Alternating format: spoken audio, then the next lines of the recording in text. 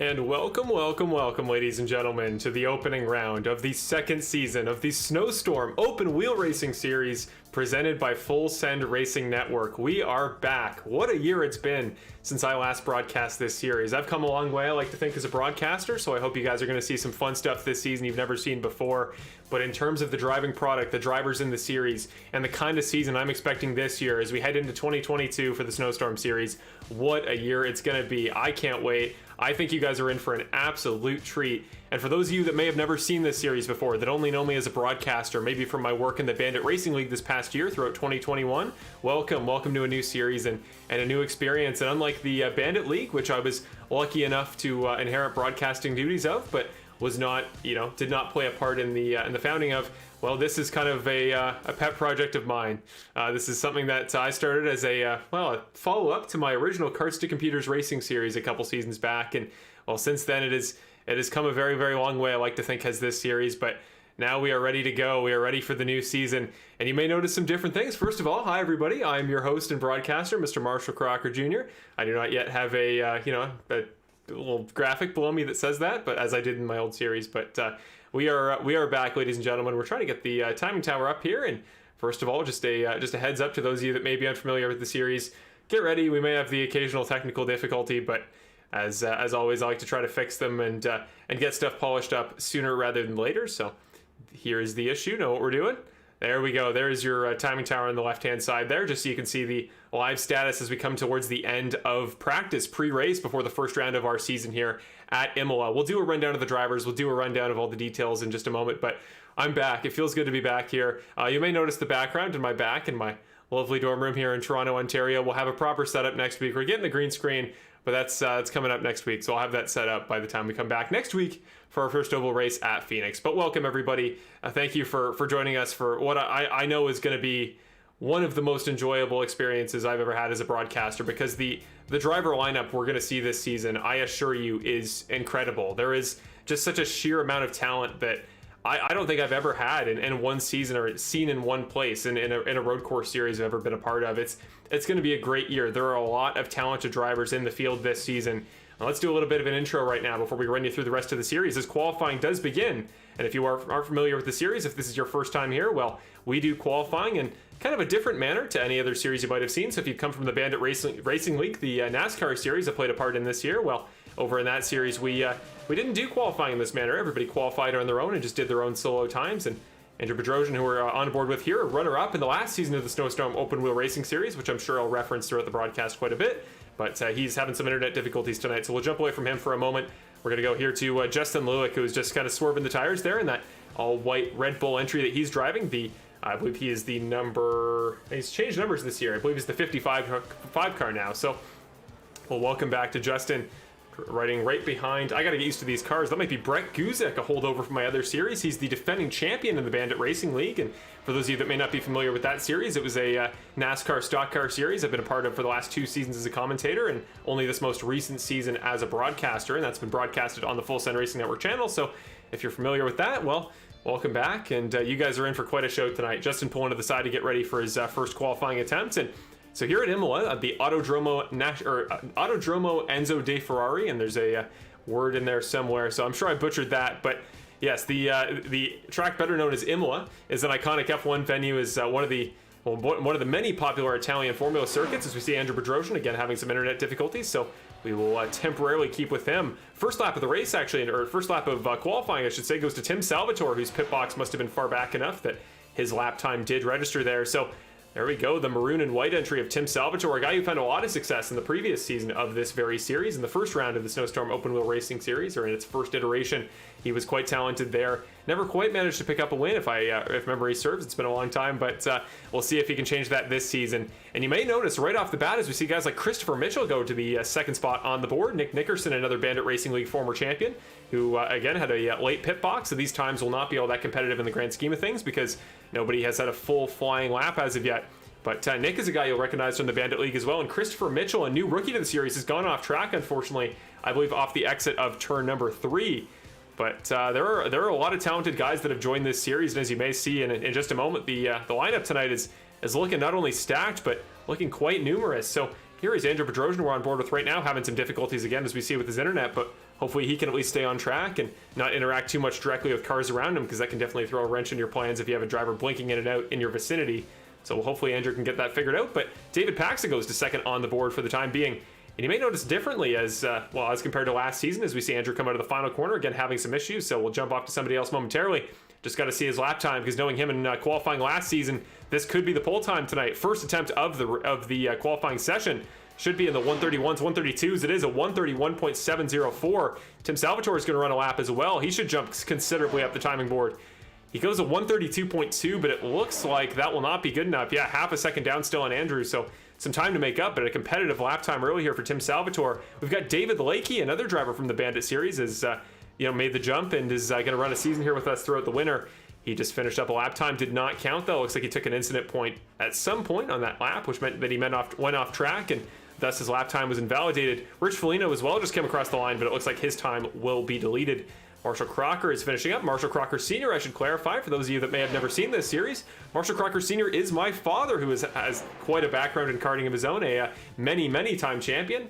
I guess where I get the natural talent and driving ability from. But my dad's going to go fifth on the board for the time being. We are 4 minutes into qualifying, I should say. So a couple laps down and a couple more to go here.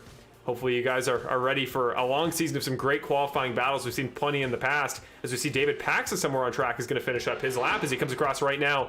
The father of defending series champion, 3-time champion Logan Paxa, running that same old Burrell art livery he used to back when we ran the Indy Pros here at the road courses. This season we'll be running the Formula Renault 3.5 car you see on screen right now, and hopefully you'll notice it is noticeably faster. It's got some horsepower to it, and it's also got some intense downforce. It's going to be a great racing car, fun to watch, but we're also going to have to see some new paint schemes as a result, because it is a new entry. 131.455 goes Andrew Bedrosian, so he'll improve. Andrew is going to go to the number 1 spot by an even more convincing lead here on the top of the timing tower. Tim Salvatore further back on track, getting held up by a couple of cars. He's the guy that's attempting to knock Mr. Bedrosian off the top of the leaderboard for right now. David Lakey in the 84 car giving a tow to Nick Nickerson in the 2 car. Another guy jumped over from the Bandit Racing League with them. They are not teammates and are not in this series, weren't there, but they're working together a little bit. So Nick's going to go to 4th on the board, just behind Justin Lulick, who currently sits in 3rd, and David Lakey in now 10th, because Rich Foligno has jumped to 4th, so puts a time in the 132s. Really any time under a 133.5 definitely shows a ton of pace and control of the car. So that is an impressive lap time for Mr. Rich Foligno, running in that new blue entry there, the number 99. So he is going to go to the 4th spot. James Donk, who's making his debut in the series, the 4 car. Where will he come across in qualifying? That red and yellow entry comes across the line. Does not register a time, so must have had an issue at some point. Must have gone off track. Tim Salvatore, we saw him get held up earlier in the lap. As we come to 4 minutes to go in qualifying, where will he go in qualifying? Zooms by the line, does not improve, so only a 153. Must have backed off in his lap, but this should be a flying attempt. David Paxa is going to go to 5th on the board, so good lap for the eldest Paxa of the 2, and the only one who will be running with us this season. But he showed a lot of pace at times in the previous season of this series. Almost picked up a win at Iowa Speedway in one of the oval events in that series. So off to a pretty good start tonight. Currently sitting 5th, but Andrew Bedrosian coming across for yet another qualifying attempt. Can he improve upon his previous time?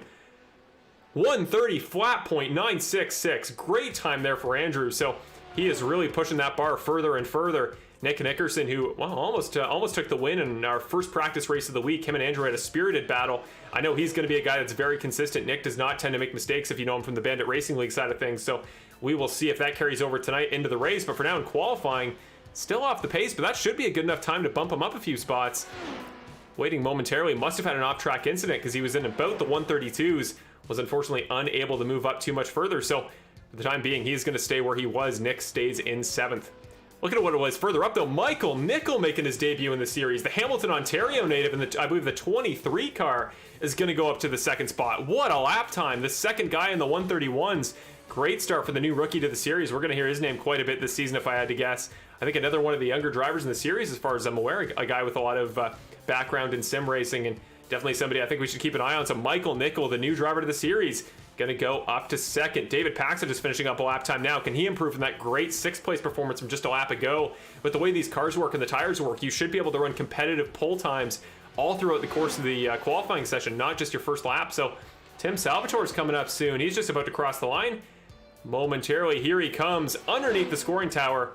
does not improve. He had a great first sector, but made a mistake at some point throughout the lap. He is not improving. All yellow sectors for Andrew Bedrosian. For those of you that are not familiar with these qualifying graphics, a yellow sector, one of those yellow boxes, means that sector that driver ran on track was not their fastest of the race, or the fastest of the qualifying session so far. Green means it's their fastest, and purple means it's fastest overall. Tanner Dignard comes across the line, another guy returning from the first season of the series, and that, well, highlighter yellowish green car that definitely stands out on track, one of the best liveries in the series. But Dignard comes across, is going to stay 10th, does not improve. Nickerson might improve, actually, some great sectors, and he does! Goes to the front row, only 2.5 tenths down on Andrew. So in a season where, you know, Andrew was definitely the only main title rival by the end of the season for eventual champion Logan Paxa, this year it looks like he's already going to have some competition in qualifying, and once series driver that I know should be returning. It doesn't look like he's made it out tonight, but I hope he returns to the series next week, and there is a drop race. Max Preston, once he returns, Michael Nichols going to go around, avoiding Rich Foligno, who went off the exit of turn number 2. But once Max returns to the series, we are going to have a competitive battle up here at the top of the series. Right now, only 15 drivers have run a lap so far. Dan Skilton and Jack Hillier, your final 2 drivers in tonight's event, who have yet to set a time. So currently it is Bedrosian to Anderson, your drivers that have run a lap and have put in a competitive lap time. David Paxa coming across the line here. Does improve, goes to a 132.8. Don't believe he gained any positions though. So for the time being, still Bedrosian, Nickerson, and Nickel, your top 3, followed by Lulick and Salvatore will round out your top 5.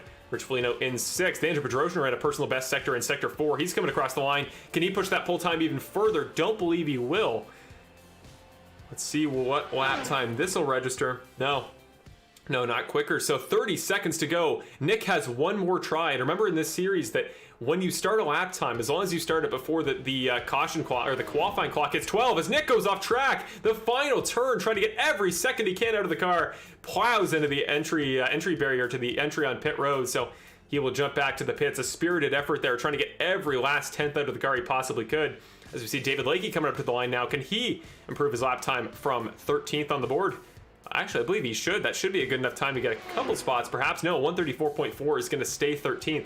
But as I was saying, if you start a lap before that caution or the checkered flag comes out, as it just has in qualifying, so only drivers currently running a hot lap time will be able to finish it, and at which point the session will come to a close. So yeah, for the time being, it is still Bedrosian. Nickel one more time does not improve. He was noticeably off the pace that lap, so might have had something go wrong at some point or had to abort the lap time. Christopher Mitchell, I believe, just started his flying lap time, so don't believe this. Oh no, he's just coming through the final 2 Ravazza turns, the Ravazza 1 and Ravazza 2 complex that ends off the lap. So here he comes around for the final time. We'll do some onboard laps throughout the start of the race to get you guys a little bit more familiar with the overall race layout, and we'll put up the always fan favorite, what's it called?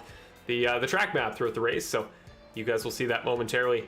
There we go. We got our logos unstacked, but no improvement, unfortunately, from Christopher Mitchell. He is going to stay 14th, and we'll start on the outside of the 7th row. And Andrew Bedrosian, one more lap time, and he puts it comfortably on top of the board. Andrew Bedrosian is your first pole sitter of the year in the season opener at Imola. Marshall Crocker just finishing up his lap time, but does not appear to improve, and he will back out. So there you go, the end of the first session of the year for the, what is going to be an incredible second season of the Snowstorm Open Wheel Racing Series season. But there he goes, he's off track, but we will put his name up nonetheless. Andrew Bedrosian, you see his picture in the bottom corner. The New England native, one of the, I believe, 4 or 5 Americans now in the series, will pull off track as your pole sitter. So with that, we come to the end of the session, and well, we have just a moment before we get to your start of, the end of qualifying, start of the race, and we go through your starting grid. But yeah, welcome back, everybody. I am so excited for this season, and again, there was some complications this week with getting everything set up, so in future weeks, this series will have even more segments. We'll do weekly race recaps of the race before in case you happen to miss any races throughout the course of the season, so you'll always be caught up on the latest drama and the latest action from the previous week of the Snowstorm Open Wheel Racing Series season. But these broadcasts will take place every week at, starting at just before 8 o'clock p.m. Eastern Time on Sundays now. So we're moving to Sundays. Hopefully it's a time that works with quite a few of you guys, and you guys can make it out to these weekly races, and hopefully this sort of action, watching your friends, family, or just fellow racing colleagues will be a nice way to to end off your weekend, to start off your week. And very quickly, as we go into your starting grid, as we get ready for tonight's opener at Imola, it is a standing start, so we do need to kind of get a move on in that regard. But There you go. As we put your grid up here and get ready to go, I do want to give a thank you to Canadian Mini Indy. You can now not see the logo. I don't know why it has decided to tuck itself below the graphic, but these are the changes we need to make in future weeks. But Canadian Mini Indy, if you are not aware and you're not in the Ontario area, is a well, it's really many things, but it's kind of a home of karting for so many drivers in this series. You know, many series regulars from the past, from the present, all come from the Canadian Mini Indy side of things, whether it be the casual rookie series karting championship like I do,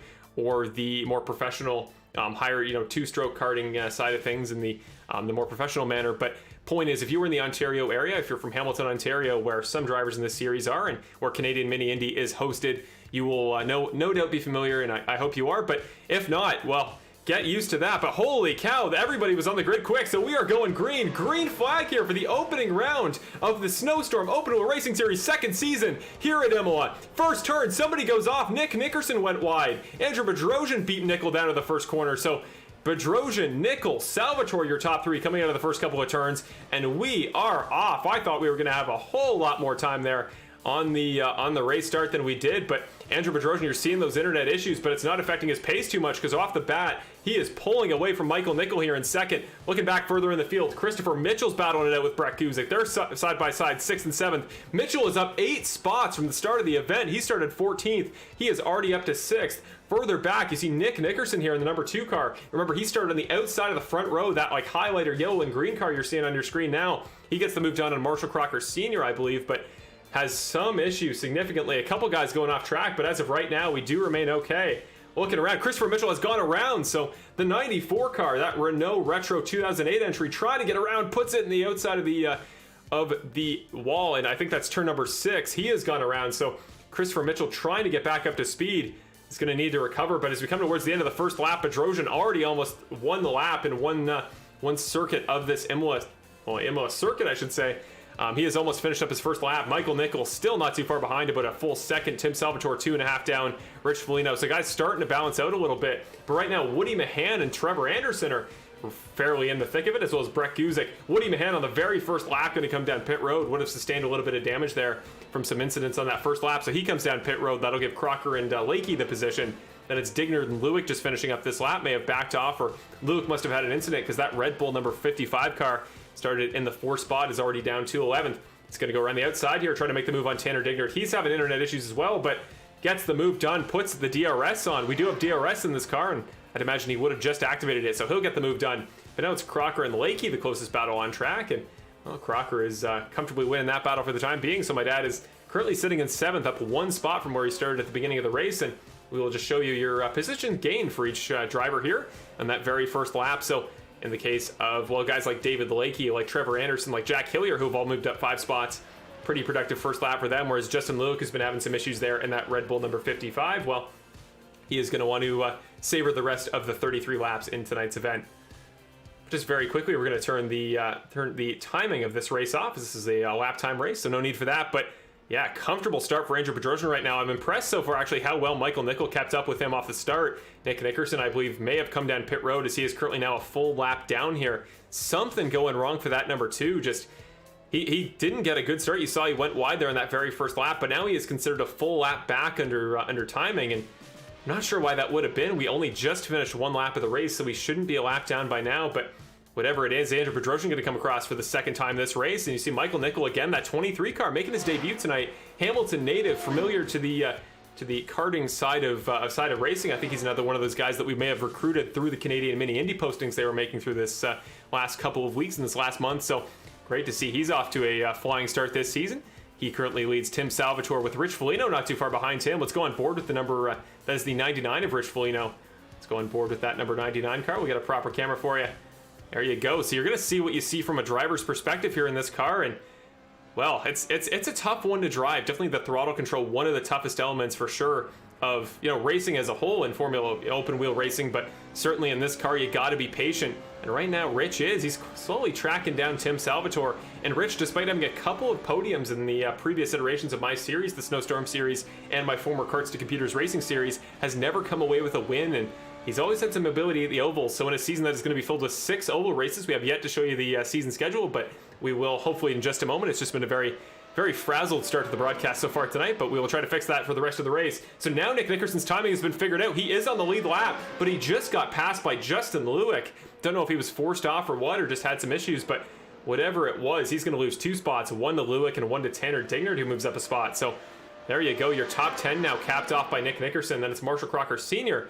just coming through the, that is Aqua Minerale, that downhill kind of right-hander up into that left hill uphand chicane section. So he is making decent pace at the moment right now, but currently is going to have to chase down those guys like Dignard and Nickerson if he wants to get back into the top 10. We will pull down your positions gained or lost at the moment. Everybody's still on track. Currently Dan Skilton, who is back on the, I don't believe on the lead lap. No, he is a lap down himself, and James Donk, the only 2 drivers who are a lap down, but they are trying to claw back some pace, and they're going to work their way through the field going forward. But Nick Nickerson now coming down pit road. The 2 car going to be the first taker for pit road so far in this event. And yeah, you saw there at the beginning of the race those issues where he went wide in turn number 1. Appears that he didn't pit, that he was still in the lead lap, but now making his first pit stop of the race. Fuel in this race is going to be about 25 to 28 laps in my own personal testing. So, you know, I don't think this stop is going to be able to take him to the end, but certainly going to be an interesting sort of strategy call if it is. We'll see if guys know that that's the fuel number, and if they're going to pit early, or if they're going to try to savor tires and pit closer to the middle of the race. And another important detail to mention, we do normally have a race director in this series, and we will going forward, but unfortunately tonight, due to some complications, we do not have him present tonight. So our race director is not here, and thus we will be calling a competition yellow on the broadcast on lap number 15. We'll go to our only caution laps of the race, and then we'll be back to green just a couple laps later. But right now, as we speak, Trevor Anderson trying to track down Brett Guzik. This is the battle for 5th. Trevor Anderson, a veteran of the series. He's a guy who picked up a win in this series in the previous season at Detroit Belle Isle in the last season of the Snowstorm series in the Indy Pro Cars. Brett Guzik, again, the defending champion in a stock car series in the, that is the Bandit Racing League, the series that has been broadcasted on this channel before, and that, again, you may know me from if you're making your debut to the series tonight. But yeah, Brett Guzik was always a great driver at any track, certainly in the stock car side of things, but particularly at the road courses, he was just as competitive as, well, really the road course guru of that series, Nick Nickerson, who has now exited the pits. I think this 2 car is going to be somebody to watch all season, but unfortunately tonight does not look like the start to the year that he was hoping for. So we'll keep an eye on this battle. We'll take down the positions gained there up on the timing tower, and just keep an eye on this battle, because how fun is this going to be? Trevor Anderson in the slipstream coming down to turn number 4 on Brett Guzik is not going to be able to make it work. This is not a passing corner. They're coming up on the lap car of James Donk there in the 16th position at the moment, so we'll see where he goes. If he's able to move out of the way, Brett Guzik is going to be hoping that he gets as much track position as possible, and he does. So James Donk's going to pull aside. Good move from the new driver to the series, is being respectful to the drivers around him, and certainly that gets paid back in the future. We've seen that many times in the past. Lewick and Lakey having a great battle right now. Justin Lewick goes all the way around the outside through turn number 6. So that 55 car certainly has pace after some earlier issues. Only 3 spots down now from where he started. Definitely recovering back throughout the field.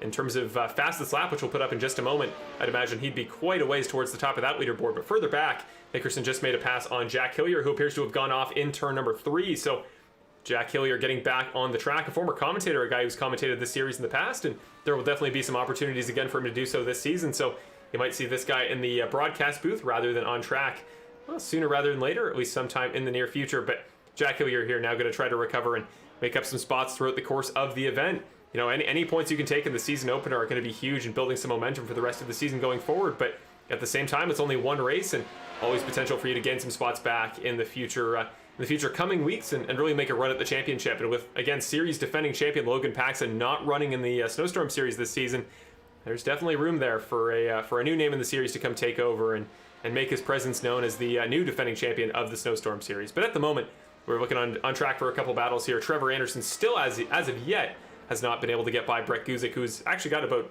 I'd say, 2 or 3 tenths up the road since that initial pass the 2 made on James Donk that I thought would really start off the bulk of that battle. But Brett Guzik really picked up the pace in those last 2 laps, and as such, Trevor Anderson may need to use some of that DRS that he's got saved up to try to make up some ground. You saw Rich Foligno up the hill there in the background. He's definitely looking pacey, but for the moment is not too far ahead of these guys that I feel like he's got too much breathing room. So we will see as we go forward what Rich is able to do in terms of pace. But right now, Trevor Anderson in the vicinity. So if Brett Guzik makes a mistake, we will keep an eye on it and see if Trevor can potentially make the move, because these cars definitely very easy to pass in on the straightaways. Definitely in terms of top end horsepower, you can really get a move done with DRS, but also in terms of downforce. The crossover, definitely a good move. Trevor Anderson gets loose off the exit of, I believe, turn number 11. The 25 car trying to get back up to speed has to put it in reverse back onto the track, avoid cars going by. So Justin Lewick just coming up the road now. He should get by. Trevor Anderson trying to recover. He does now, but some struggles there for the 25 car, who was right in the dirty air of Brett Guzik coming into that low-speed left turn off the end of Aqua Minerale, and just did not work out for him.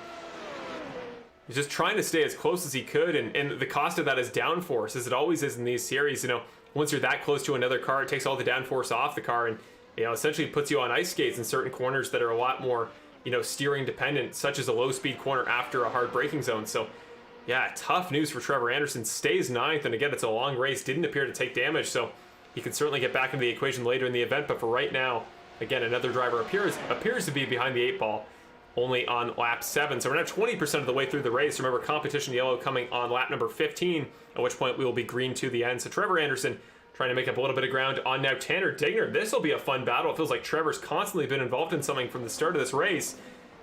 And again, not too far back. Takes a little bit of curb there on the entry to the chicane, so Tanner will get the better runoff. But Tanner goes a little bit wide. Trevor might have an opportunity here if he can just square it up off the exit of that uphill left-hander. And yeah, Tanner goes wide, so free pass for Trevor Anderson. Tanner Digner, just that minor mistake.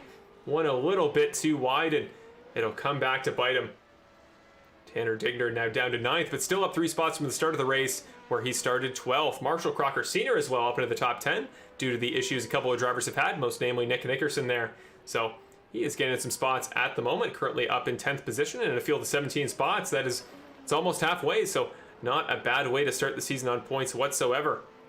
That is essentially the closest battle on track, as Christopher Mitchell, again a debut driver to the series, a guy I've actually raced before with in real life in the karting side of things back in the rookie series days, and he has since moved on to the I believe he's either running Briggs or Road Tab. I believe he's running Briggs and Stratton this season. So Christopher Mitchell, definitely some great prospects for him in the real life racing side of things, but now he is trying to chase down again a former, well, many-time karting champion in his own right, and Marshall Crocker Sr. What a battle this could potentially be. This is the battle for the final spot in the top 10. So you see the 94 definitely tracking him down. And the question is he going to use DRS in the straightaway? A prime opportunity, but 4/10 back, well close enough. You're going to see the run he gets coming across the line here to start of lap number 8. What a run. Goes to the inside. Crocker tries to block. Puts the block on him for sure. Kind of stops the run for Mitchell. Mitchell would have backed out a DRS as a result. Almost put him in the curb, and he holds the spot. So aggressive blocking maneuver from Marshall Crocker, and it pays off. He's going to keep the spot for the time being. Big move there. That was exciting to see for sure. Not sure what is happening here. Oh, I just realized the issue we're having with our 2 logos in the top being certainly not as synchronized as we would have liked. So we'll take a quick moment and fix that. But we'll keep an eye on this battle coming up the hill in turn number 6. Crocker goes a little bit wide, but not too far behind is Mitchell, keeping pace with him. So lots of, as you can see, high-speed sweeping corners here at Imola. It's such a fun, wide-open track that has run Formula 1 racing for quite a number of years. So it's got to be a track that is wide enough to support that sort of racing, and as such, it's a very, very fun one to watch. So it is a great place to start off this season. I said to the drivers coming up to this week that it's one that if they could master this track, they can master any track in the series. And in 2 weeks, we're going to be back to Mid-Ohio Sports Car Course, a track we've run at in the past in the Karts to Computers Racing Series, but it'll be our first time in these new Formula Renault 3.5 cars for the 3rd round of the season. But now on lap number 9, 6 laps removed from the only competition yellow of the race, Andrew Petrosian just smooth sailing up there, looking comfortable. That number 5 car is one we saw just have so much pace in the previous season of the Snowstorm Open Wheel Racing Series. Had a ton of pace at the ovals. Only 1 win to his name on the entire season, and he got that at Olton Park Raceway. But no, he certainly had the pace for a lot more wins than that. And you gotta wonder what sort of pace he's gonna have this season to follow up that incredible campaign now that his title rival, the guy that beat him for the championship, the only guy to do so, Logan Paxa, is out of the series. So I don't think it'll be a cakewalk by any means for Andrew to take the title, but for right now, he is 7 seconds clear of Michael Nickel, who's in second, and again is having a great debut for his own right in the 23 car. Further back in the field, Rich Foligno had issues at some point earlier in this run. Somebody's just gone wide. Who was that? That was Dan Skilton is going to run wide, and the number 11 car trying to recover back on track just goes wide, hits that outside barrier off of turn number 5, or no, it was turn number 7, I should say. So he's trying to get back up to pace. Currently is a couple laps down, sitting there in 16th, but was just talking about Rich Foligno, who's off the pace again. Not sure what's going wrong, because he got some steering damage. Something must have happened a moment ago to Rich, so let's go back to my telemetry, see if I can note anything that went wrong for Rich Foligno. doesn't appear to be recent. He appears to have been okay in these last couple laps. Earlier in the run, though, Justin Lewick had some trouble with somebody, had a bit of an altercation, it appears, with, might have been David Paxa, who did go off track at some point in that lap. So a couple drivers throughout the course of the race have had the little mini incidents of their own, but nobody so much so that they're completely out. So there is the track map on the right side of your screen if you want to see where your favorite drivers are in reference to other drivers on the overall track.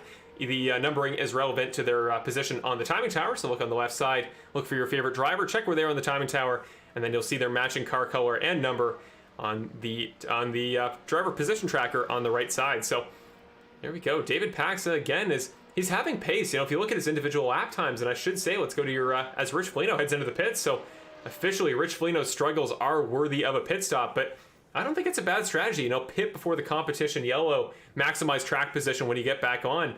Not a bad plan. He's going to take tires and he's going to take fuel.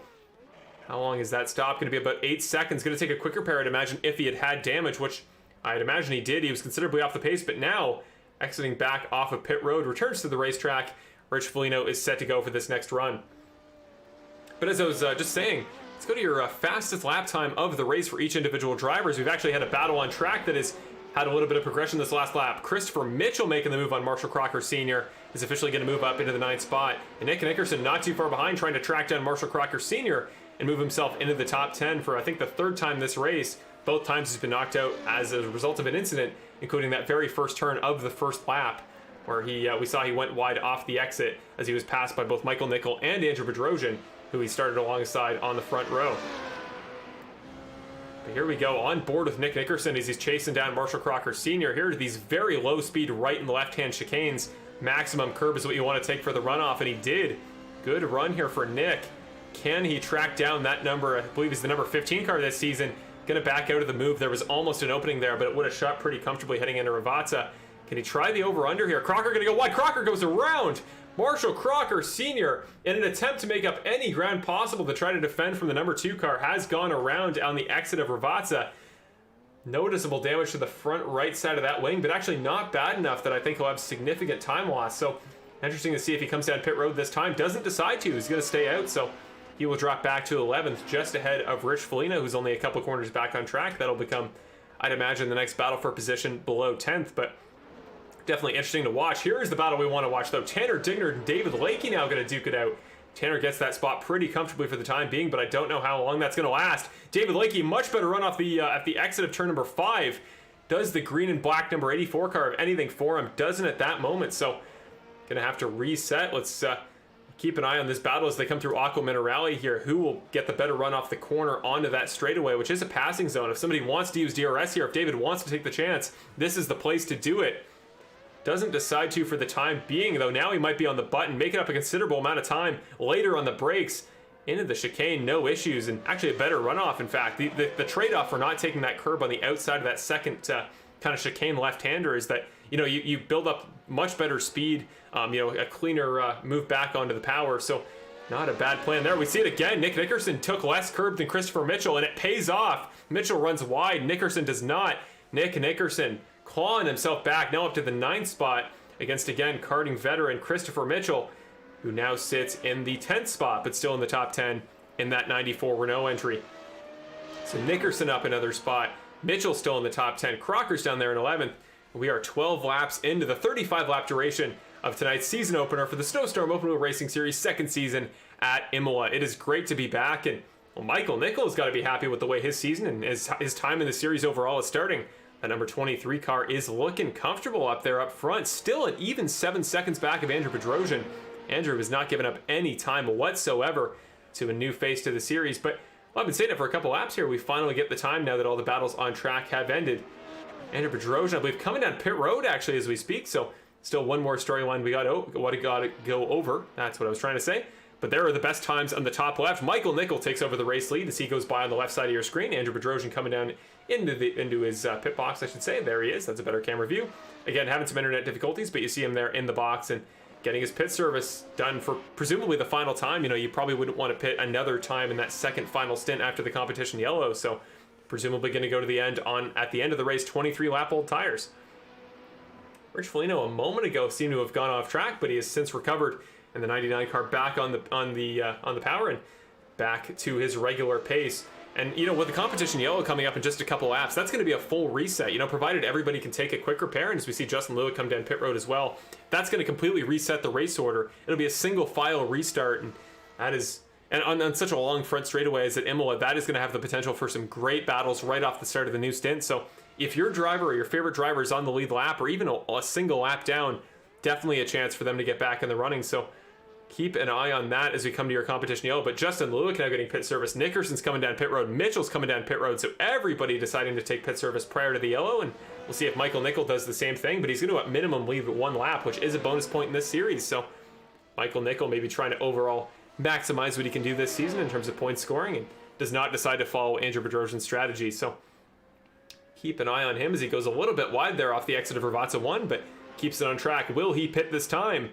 No, it's going to stay out, so might be waiting for the competition yellow. We'll see if that is his game plan, but now one lap to go until the competition yellow comes in. We'll have to take a brief break on the broadcast because, again, as we do not have a race director for tonight's race, we're supposed to have one, and then something happened to come up for him, so he should be returning to the series next week, but as a result, it does mean that I need to throw the competition yellow manually, so we will step away in just a moment.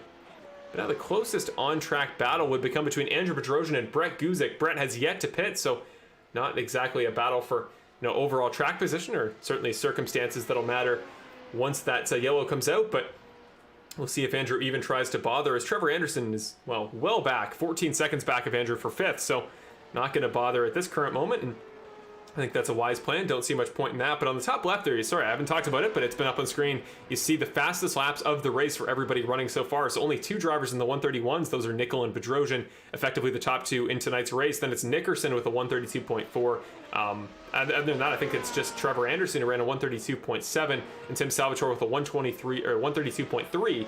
And after that, it's a lot of 133. So that's about the balance we've come to see in tonight's race. That's about the average lap time you'd probably see on any given lap, at least at the beginning of a stint. Lap times are going to start to fall off. Let's actually examine the lap times per lap for that's Nickel versus Salvatore, so Michael Nickel and Tim Salvatore. As we come into your competition yellow, so 132, 131, 132, 132, so consistent lap times and definitely not a ton of tire fall off. But here he comes, coming to the line.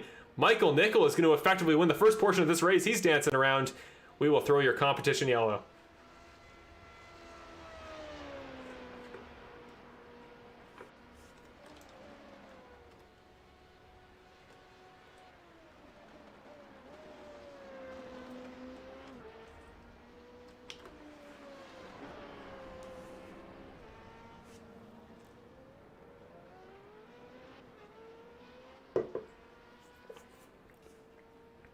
And there we go. The competition yellow has now been thrown. So Michael Nickel, you're in. Whoa, he's going to go wide under caution.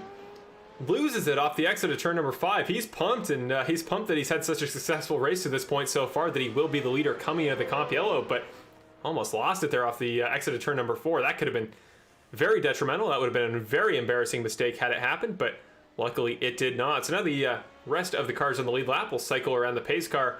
We'll get bunched up, and now we are into your first caution flag break of the race. We're going to run about 3 caution laps, let guys get some pit service, and then we will be all set to go. Michael Nickel cannot pit until he regroups with the rest of the field under the pace car.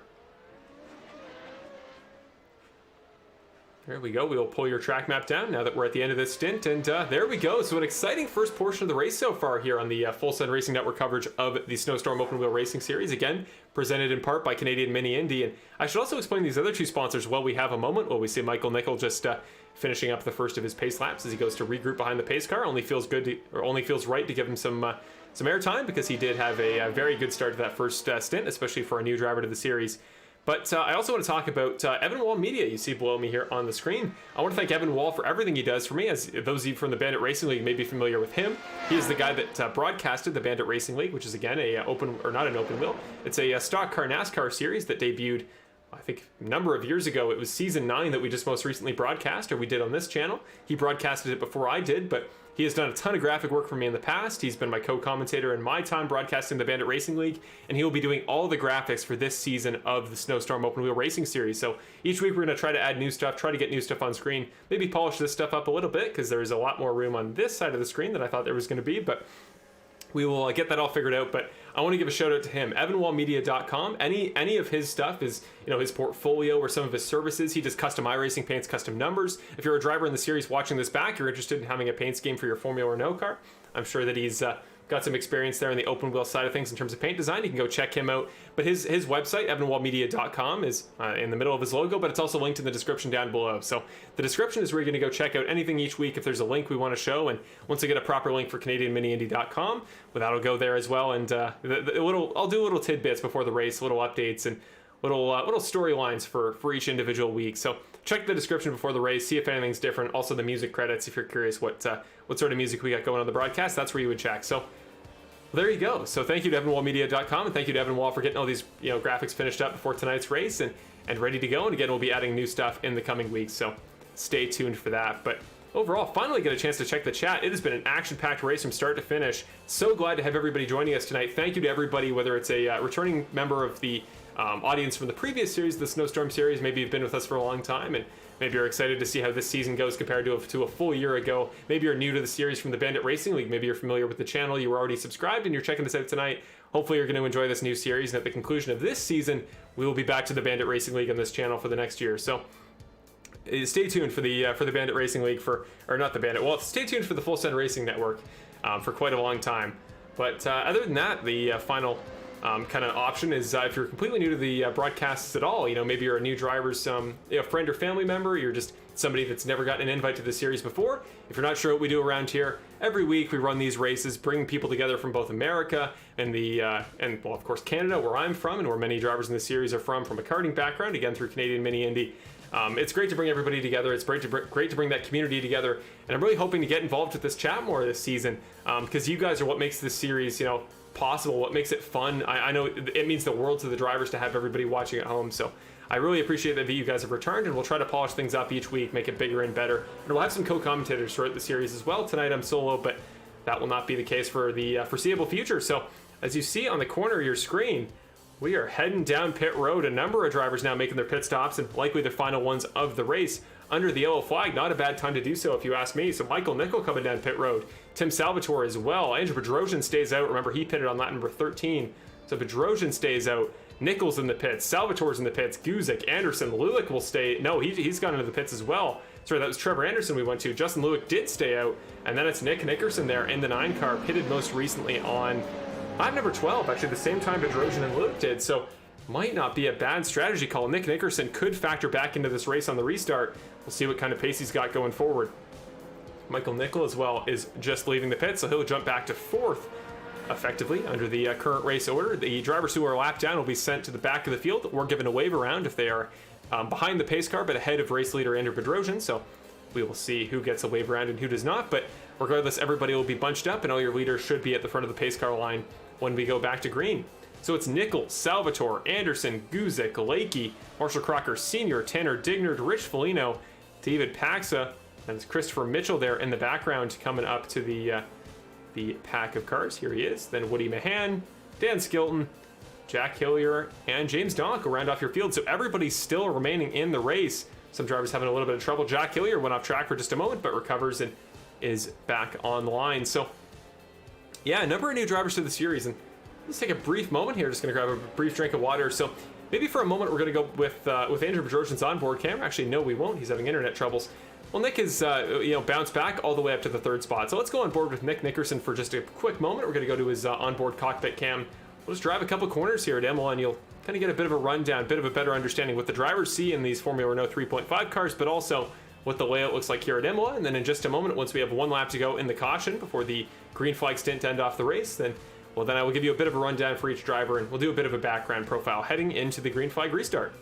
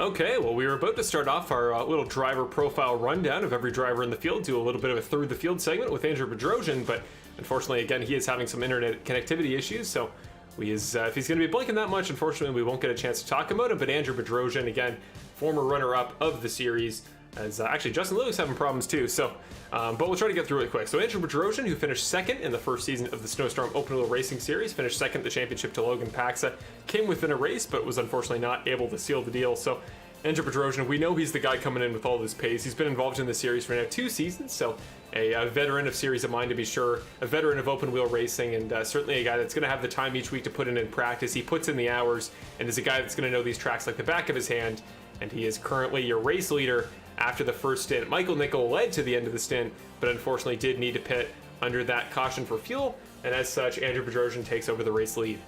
After that, it's Justin Lewis again sitting in second, another veteran of the series. I believe he's had a part in every season I've ever hosted, so both seasons of the Carts to Computer series, as well as the first season of Snowstorm. He has run in every single season, and as such is one of the most experienced guys here in the field, an experienced karting driver in his own right. He's done all sorts of auto stuff in the past. In fact, he's involved with some really interesting sponsors right now in the racing world side of things, so I wish the best of luck to Justin Lewis with his future racing endeavors and anything auto related. But one of the younger drivers in the series as well. We'll try to get more driver portraits and stuff up so you get a better idea of what these drivers look like, where they're actually from, get more hometowns there, but also just get a better idea of who these drivers are, where they come from, and how old they are in some cases, because it's kind of interesting to know sometimes how much experience a driver brings to the series.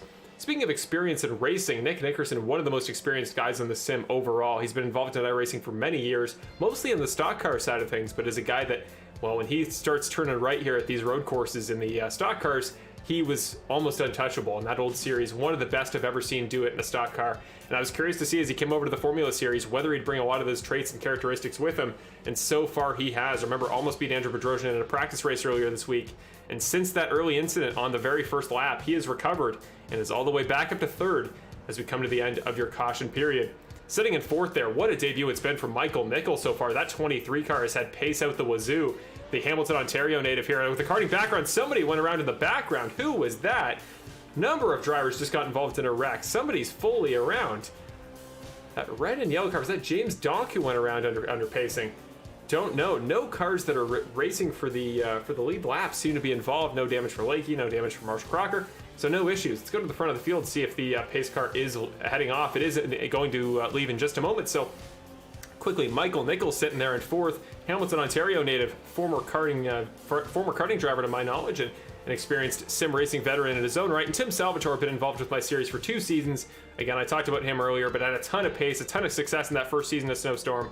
And this season, I think he could bring not only a top 3 campaign, get some wins for himself, but potentially could compete for the championship. The pace car heading onto pit road momentarily. We'll actually get a chance to call this green flag this time. So Andrew Bedrosian will lead the field to green here at Imola for the final time, going to a green flag here for the season opener of the Snowstorm Open Wheel Racing Series 2nd season at Imola Autodromo Enzo De Ferrari. What a start for Bedrosian, but a great run for Luick. Down to the line, Luick's on the DRS button. Side by side he goes. Can he get the move done around the outside of turn 1? Backs out of it, doesn't get the move done. Bedrosian will block off the exit of the corner. Nickerson, almost a full crossover move. Bedrosian blinking in front of Luick. He's going to have to watch out for that. Both guys in front of Nickerson are having connectivity troubles, so Nick is going to have to keep his eye on that. But holy cow, what a comeback it would be if Nick Nickerson, who had those issues on lap 1, went wide in turn number 1, if he could recover all the way back from 12, start third on the restart here, and potentially come home with the win. Now he's tracking down Luick sitting right behind him. Then it's Nickel, Salvatore, and Anderson after that. Saw some issues for Brett Guzik, who has dropped back. Brett Guzik might have gone, he has jumped to the pits. Brett Guzik has gone off track and will need a reset. So we'll go to a quick replay in just a moment to see what happened to him, but we got to keep an eye on this battle. For the time being, it's Nickel and Salvatore trying to chase down Nickerson, I should say. Not too far back is Salvatore. Anderson's back in the mix again. Remember his earlier spin on that very corner we just went through. So this top 6, you could throw a blanket over them, and what a fun battle this is about to be. But very quickly, let's go back to a replay here, see what happened to Brett Guzik. Going to go to a replay here. So just headed off track, didn't actually see what happened to him. But we're going to go to your full send racing replay presented by CanadianMiniIndy.com. Brett Guzik just came to a stop off the exit of turn number 1. Doesn't get much more simple than that. Just something happened with the car. Don't know if he took damage. Don't know if he had to jump away for a personal thing. But whatever it was, his race for the time being has now come to an end. But here is the battle for second, crossing the line for the start of lap number 20. 15 laps to go. Is Nickerson on the button? That yellow and green highlighter colored number 2 car made up some progress, but backed out there coming to turn number 1. Maybe just didn't think it was the move.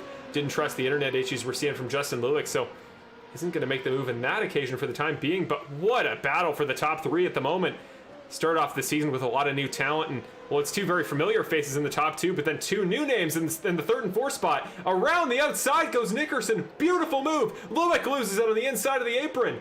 Got a tire on the curb, sent it around, got loose, trying to get back up to speed, spins it in front of, that was Woody Mahan, who luckily is a lap down, so Lewick did not hold off a lead lap competitor. But Justin Lewick, that tiny mistake there, just got squeezed too far to the inside by Nick Nickerson. Not necessarily an unfair move on Nick's part, but let's get a replay here. So Nick, you'll see, gets a great run. It looks like Justin went off track a little bit into the dirt off the exit of 4. Nickerson just kind of forced him to that inside lane, and yeah, I don't even know if Justin got on the curb necessarily. See it one more time here. Gonna go to the chopper camera just to get a better angle. See how close Lewick was to that inside apron curb. So coming to turn number 5, just a very steep entry angle into the turn. The apex was very sharp there, and yeah, just a very risky maneuver there from Lewick to not go a little bit further out to Nick Nickerson to try to round out the corner a little bit. Did not pay off. Now Justin Lewick is back down in 6th, 10 seconds back of your leader, Andrew Bedrosian. And he's only your leader by about 8/10. Nick Nickerson, who started on the outside of the front row alongside Mr. Andrew Bedrosian, is now clawing his way back. And this is a driver, again, in Nick, that I am very familiar with in the Bandit Racing League. Won 10 races in that series this past season. And, well, certainly a guy that has a reputation for just being dominant, for knowing the car better than anybody else, no matter what he drives, for being so consistent, doesn't make mistakes, has so much experience and so much poise. And we are seeing that on full display right now. Looks like Brett Guzik and James Donk have both left the race server. They're your first 2 DNFs of the race. But Nickerson, seeing that blinking number 5 car of Andrew Bedrosian right up the road, it's got to be unnerving, certainly, if you're in the position of Nick Nickerson right now. But I don't know, something tells me that that if he can get up there, if he can just get to the back bumper of Bedrosian and use that DRS, Bedrosian will try to block, but I think Nick is the kind of guy that won't panic, will take his moments, and will pick the best opportunity possible to go for that pass. Back a little ways further in the field, though, this is the battle for 7th between David Lakey, Marshall Crocker, and David Paxa. The battle of 3, well, some of the most experienced drivers in racing in our series, some of the older drivers in the championship this year, but Marshall Crocker goes around the outside. The pass around the outside into that low-speed turn 8. What a move by Marshall Crocker Sr. Holy cow. Didn't get the run off the corner, though. David Lakey might come back at him. Crocker going to try to throw the block on the outside, squeezes him to the apron, and it works. Cuts across, dives in front. Beautiful move there by him. Holy cow. Andrew Bedrosian, is he got off track? He has. Andrew Bedrosian drops back all the way to the 5th spot. What happened to Bedrosian? We got focused on that maneuver there by Marshall Crocker. We lost sight of the 5 car. Just goes straight on, and Ravazza 1 just loses it, locks up.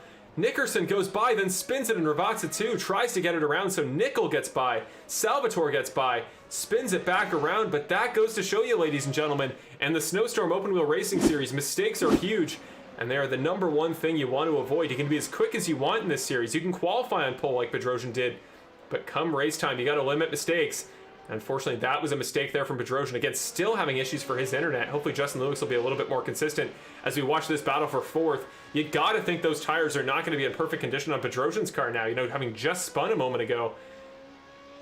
I'm curious to see what kind of traction he's going to have. Like, he looks okay for the time being. He's keeping pace with the number 55 car, but wow, that was the worst thing possible for Andrew's race. Was, to start off the year in a championship campaign and a 12-race season. Every race counts, and Andrew wants the title. To start the race off start the season off on kind of on a back footing, especially to a guy like Nick, like Tim, like Trevor, who we know are going to be quick this year. Not the way he wants to start it. So Andrew, only 10 seconds back of your race leader, is going to try to fight his way back onto the podium, and right now is sniffing the gearbox of Justin Lewick lap after lap as we come through the corner of that last lap he had that issue in. Since then, is recovered, and it's back to a very good pace as Andrew. Here's the gap from Justin off the back gearbox of his car all the way to Andrew. Andrew on the button. You can tell with DRS, he is making up time. Not going to be enough, though. Maybe wasn't on the button as I initially expected. He is not going to make up that time. Marshall Crocker Sr. just moments removed from that great move just a moment ago on David Lakey. He went off track off Ravazza 2, comes down pit road. Issues for the number 5, or that's the 15 car, Marshall Crocker Sr. Going to go to your Full Send Racing replay here, presented by CanadianMiniIndy.com. Again, thank you to them for sponsoring this series, for getting the word out on the channel, and always posting the link to these races on their social media. Marshall Crocker Sr. just he locked up initially, I think, under the exit of that second half of Aquamina Rally, so he was coming in a little bit hot, and then just hooked the curb. Let's go to his onboard perspective to get a better view of that. But we're seeing the troubles with just so many different sections of this track. You know, that downhill brake zone for Ravazza, where Andrew Bedrosian went off, that's tough from a braking perspective. This is tough from a throttle control perspective. Just loses it, gets a little bit too much entry curb, and hooks it right there off the exit of that chicane. So still sitting in 11th at the moment is Marshall Crocker Sr., and he's just exited pit road. He's going to try to recover and chug along for the remainder of the race, try to make up spots wherever he can, and start the season off on the most ideal footing possible in the overall championship. Back to this battle for 4th, though. We're going to put your track map back up, as I know it's a fan favorite, and always something that's helpful when trying to track battles on track and figure out where your favorite drivers are. But Andrew Bedrosian and Justin Lewick, this is a battle that I think we've seen only a select number of times in the Snowstorm Series' history, or in the Carts to Computers Series, that first season they raced together. But I'm curious to see, in terms of competition, knowing both guys are having internet troubles, how much is that affecting their ability to drive? What's their visibility like for seeing each other? And how aggressively is Justin going to defend with 4 laps? Or, well, sorry, he's in the 4th position, but there's 11 laps to go, so definitely a lot of time to the end. He could rely on another Andrew mistake, maybe hope that he goes to chase down Trevor Anderson and something goes wrong.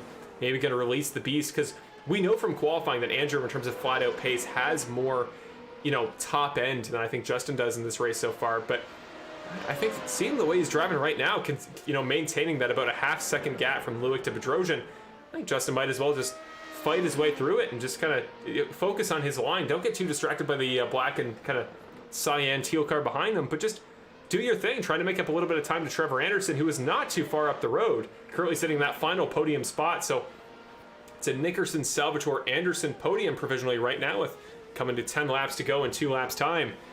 So what a start it's been for rookie Nick Nickerson here in his very first race in that 2 entry, coming through Ravazza 2. 5 seconds clear of Tim Salvatore sitting there in second. Tim looking for his first win in the series. Trevor only has 1 win to his name in the series. And Nick Nickerson in his very first race looking to make, well, possibly the strongest debut whatsoever that we've ever seen in the Snowstorm Open Wheel Racing Series. I don't think we've ever had a rookie win his first race before, and Nick is trying his very best to become the first. Back here to this battle, though, we'll see if we get a better run off the exit of that final turn for Andrew Bedrosian. Just doesn't seem to make up enough ground on the straightaway. He's going to get in the slipstream, and that's going to help in some capacity. Off the exit of turn number 2, Bedrosian. I thought we were in a different section of the track. Another minor mistake from the number 5 car. Loses a spot to Michael Nickel, who just drove by in the 23. Gets back on track, is still 19 seconds removed from Rich Foligno further down the road, but holy cow, Andrew Bedrosian, a race that seemed almost flawless to this point in the event, qualified on pole, dominated that first kind of stint before the Comp Yellow, but since then has been having troubles. And so often in these cars with the tires getting dirty, scrubbing a flat spot into them, and just kind of rattling your mentality, that is what can lead to further mistakes, and that's what I was kind of worried about for him. And we just saw it happen there. So another minor lockup, I think, on the entry to a corner. A guy comes in with a little bit too much pace, unsettles the car, and just hooks it. It's exactly what happened to Andrew Bedrosian. We saw it again there. Now he's going to have to recover from further back, 7 seconds down the road from Michael Nickel, closer to 6. But he is now sitting in the 6th spot. Is Andrew Bedrosian going to do whatever he can to maximize his points in the final 10 laps? Back to this battle for fun between Rich Foligno and David Pack. So this is the battle for 7th.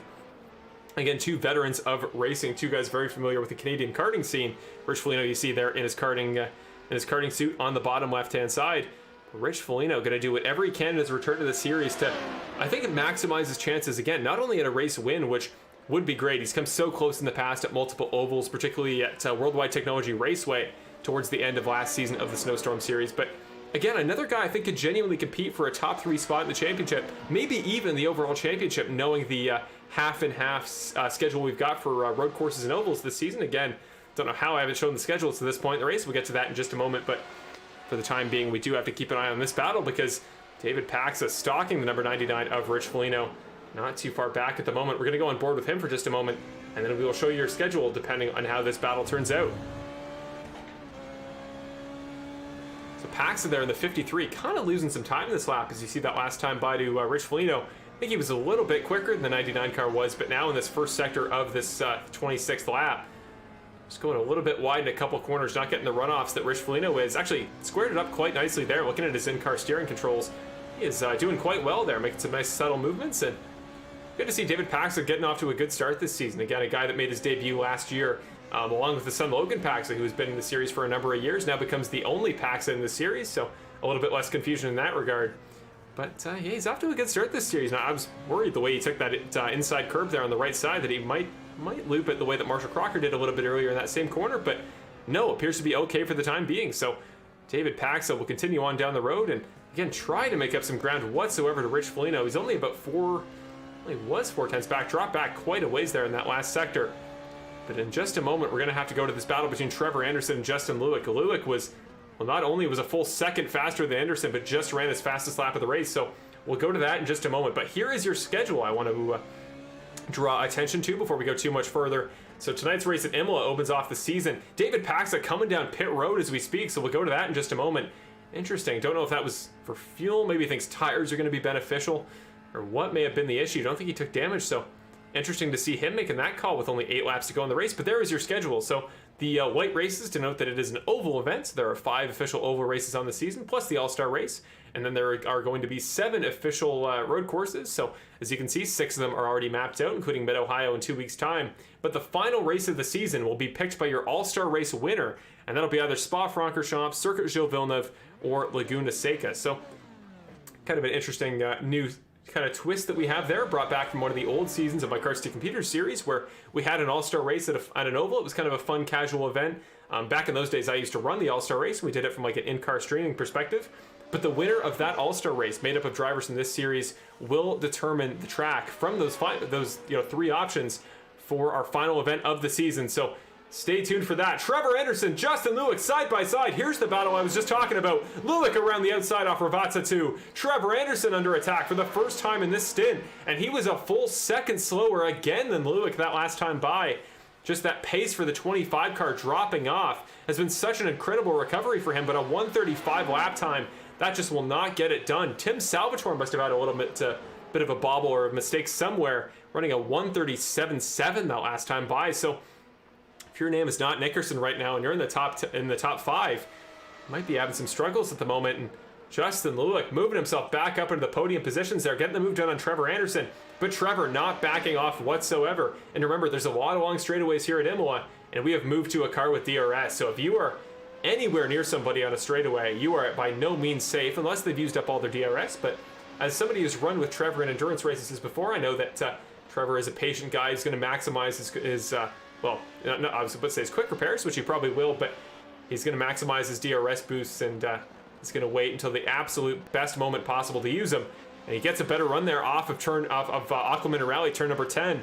Might think about a passing it opportunity here, but no, just doesn't decide to use the button. Much better run squaring off the 2 low-speed chicanes there. Got a better run off the curb as well, so he is in the vicinity of Justin Lewick, only about 5/10 back, half a second. That is easily close enough to get the run and through DRS onto that front straightaway. So coming to 7 laps to go this time by. We're coming to the end of the event. You know you want to start off the season with a podium, and Trevor Anderson is no stranger to podiums in this series. Will he get on the button? We'll see if Justin Lewick does the same as well. Might not be a bad idea if you're the 55 car, just defensively if you've got one left. Trevor is making up a little bit of ground here. You see in the top left corner, that timer is going to drop and drop, 3/10. Might go to 2/10, but no. Makes up a little bit of ground under the braking zone, but no, Trevor Anderson still, as of yet, unable to make up that last bit of ground that he needs. So this will be a fun battle for the next couple laps. Further back, David Lakey's going off track in the 84 car. Go to your Full Send Racing replay, see what went wrong for him. This is coming into the low speed, right and left-hand chicane complex. It's the turns 12 and 13, I believe. Just hooks it. Just gets on the throttle a little bit too quickly. Not quite patient enough there, getting back on the gas. I think he actually squared the corner up quite well. That wide kind of arc in that second half of the chicane didn't take too much curb, so That is just a product of the new car, ladies and gentlemen. If you're going to have high-speed racing, and somebody in the chat I saw earlier was pointing out just how fast these cars are, they really are. This is an incredible piece of racing design in real life, these Formula Renault 3.5 cars. But they are darn hard to drive, and they can be very temperamental on the throttle, and we just saw David Lakey get a first-hand account of what that could be like. Looking throughout the field a little bit to guys we haven't talked about as we wait for, well, to see if Justin Lewick is going to get closer to Tim Salvatore, or if he's going to have Trevor Anderson make up a little bit of ground and reel him back into that third-place battle. But Rich Foligno is currently sitting here in 7th, and he had those troubles a little bit early in the race. I'm trying to remember what went wrong for him. He had kind of an early pit stop there, and then some sort of incident I remember he went around. But he has since recovered quite well, now sitting in 7th, starting off the season in quite a good way for that LP number 99 entry, and just quite consistent. You know, in a 17-car field tonight, start of the season, we knew there was going to be chaos. You know, guys trying to figure out the new car, figure out the new style of racing. But it appears that Rich, not only in practice this week, is taking quite well to the new package, can consistently run good laps, and ran well in qualifying throughout the week. But he might have something to say about the overall championship. Trevor Anderson has gone off track. The 25 car off of turn number 2. Full send racing replay. Back we go. Was, again, we just talked about it a moment ago, was not too far back at Justin Lewick. Got to go further back than that in the replay. So let's see what happened to Trevor Anderson. So he was now a full second and a half back at Justin Lewick. Like, Justin had pulled away, but way too much curb in the first corner. Wow. He attacked that curb like nothing I've seen so far this race. You know, let's go to another one more replay there from his perspective. Just incredible how aggressive he got in that first apex, that first braking zone. Sent it in there, tried to maximize his pace in the second corner. Just lost it, went around, and tonight has been the race of mistakes. And somewhere else on track, is that Michael Nickel who's gone around? That is not Michael Nickel. There is Michael Nickel in the 23 car. I'm seeing on my Full Send Racing replay telemetry, we've had another wreck for somebody in the top 5. Bedrosian has got back by Michael Nickel, who earlier in the race, remember, led the end of that first stint. And he just lost it again in Aqua Minerale. That same turn that's proved so tricky for so many guys tonight. One of the most fun turns in racing. But it is super easy to miscalculate your braking point and come in with too much pace, or, you know, flick the wheel hard right to try to counter steer. It just doesn't tend to work. Let's see what happened to him. I think it was actually the outside curbing just unsettled the car. You can always see from his perspective the back end just jumped around on him. It's like it didn't agree with the way he was trying to take the corner, tried to essentially not go with him, and well, he gets back up to pace relatively quickly, but that 23 car, unfortunate news for him. Justin Lewick has now come down pit road as well. So wait a minute, Justin Lewick was in 3rd. What has happened to Justin? Why did he come down pit road again? Just occurring to me that that is a very weird occurrence for him. When did Justin pit most recently? So Justin Lewick pitted on the same lap as everybody else. He pitted on lap number 12. So what we may be finding out is, as I originally assumed, that pit fuel window of about 25 to 28 laps, that may be incorrect as we come to 5 laps to go. So not a ton of time left in the race. And if guys do have to make one more pit stop, that is going to be huge for the overall racing order and the final results of if a couple guys still have pit stops they have left to make. But I don't know what the issue was there for Justin. I don't see on my telemetry him having any problems. It was just came down pit road one more time. He'd pitted the same lap a number of other drivers had that don't appear to be wanting to pit. And I would have thought if you knew you needed to pit, you would have done it much earlier in the race than now to try to maximize your time on new tires. So don't know what's gone wrong for him, but what that does do is put Andrew Bedrosian back into the podium spot. So this very corner we're going through here is, again, still internet issues for the number 5 car. But Ravazza 2, we saw earlier, Andrew go around and just made that little mistake on the entry to Ravazza 1, locked it up trying to run away from Nick Nickerson, who has now been your race leader for a very long time. Haven't talked much about him since he took over the lead, but just been a dominant performance for him the last little while. But yeah, so just an absolute, I don't want to say a lucky break, because he's been running some great laps to make up all that time such that he could capitalize on those mistakes from other drivers. But man, Andrew Bedrosian, just, it's been an up and down roller coaster of a race for him, but he's recovered quite a bit, and it's good to see because he's one of those guys I think will definitely factor into the overall championship battle, and I'm hoping for a battle for the championship that is not only more exciting than in previous seasons. I mean, the battle between Andrew and Logan in the first series of the Snowstorm series was quite entertaining, but I'm just hoping for an absolute bloodbath between 4 or 5 drivers this year for the overall title. And I think between the road courses and the ovals, a nice balance of skill sets, we'll see a lot of guys be able to compete for over the course of the entire year to call themselves the champion. But now we're coming to 3 laps to go. Still Nickerson, your race leader here, and the number 2 car has just I mean, since that first issue on the first turn of the very first lap, when he ran wide in that very first turn of the chicane, he's just been on a mission. You know, he got it figured out. He took his pit stops early, didn't make any mistakes in that first stint. Under caution, because of when he pitted prior to the caution, cycled up to third on the restart, and since then he has just not looked back. 3 laps to go for Nick Nickerson. Only about 4.5 minutes away from their conclusion of the first event of the Snowstorm Open Wheel Racing Series season. And we have never seen a rookie, unless you count the very first season I ever hosted of the Cards to Computer series, but we have never seen a rookie win one of my series. And well, Nick Nickerson, veteran of stock car racing, could start off this season. And well, certainly making himself a threat for the championship overall. And if you want to make a statement for not only you guys watching at home, but for the other drivers, this is how you do it. So Nickerson, your race leader. And we got to talk about Tim Salvatore too. I don't know how I haven't got to him, but the 91 car, who's, you know, in the past been great at racking up podiums. That's why he was such a threat in the overall points to finish in the top 5 last season of the series, was as Justin Lewis comes down pit road again. That's like Justin's 4th pit stop of the race.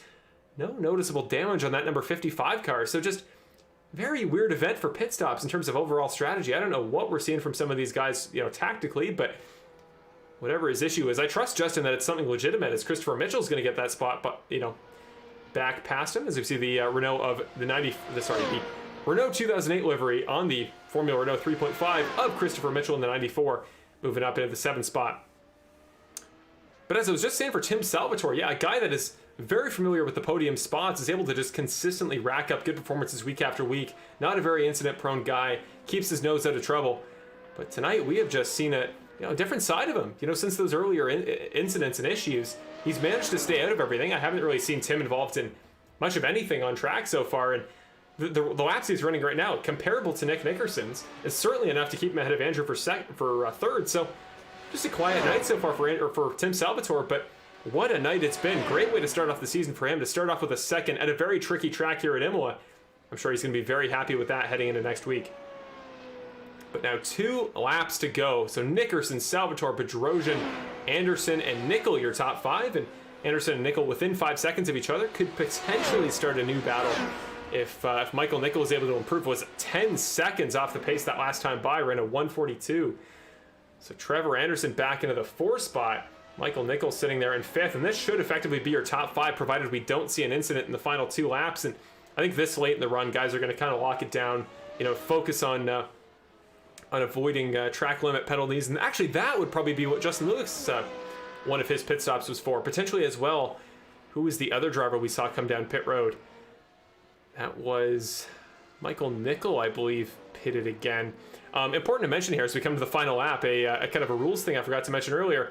We have an incident point cap in this series, and whenever a driver goes off track or hits another driver or something like that, you take an incident point, and once you hit 15 incident points, you are assigned a penalty in this series, and that'll be standard for road course races all across the year. So we may have seen a couple guys getting caught for some off-track antics. But white flag, 1 more lap to go. Nick Nickerson, in a dominant debut performance in the series, coming to a car that he was not familiar with in the slightest, to my knowledge, coming to a track that, well, he may be familiar with some tracks like Watkins Glen, you know, something you'd run in a stock car, something like Circuit of the Americas, Daytona Road Course, but Imola just seemed totally out of his wheelhouse heading into the season.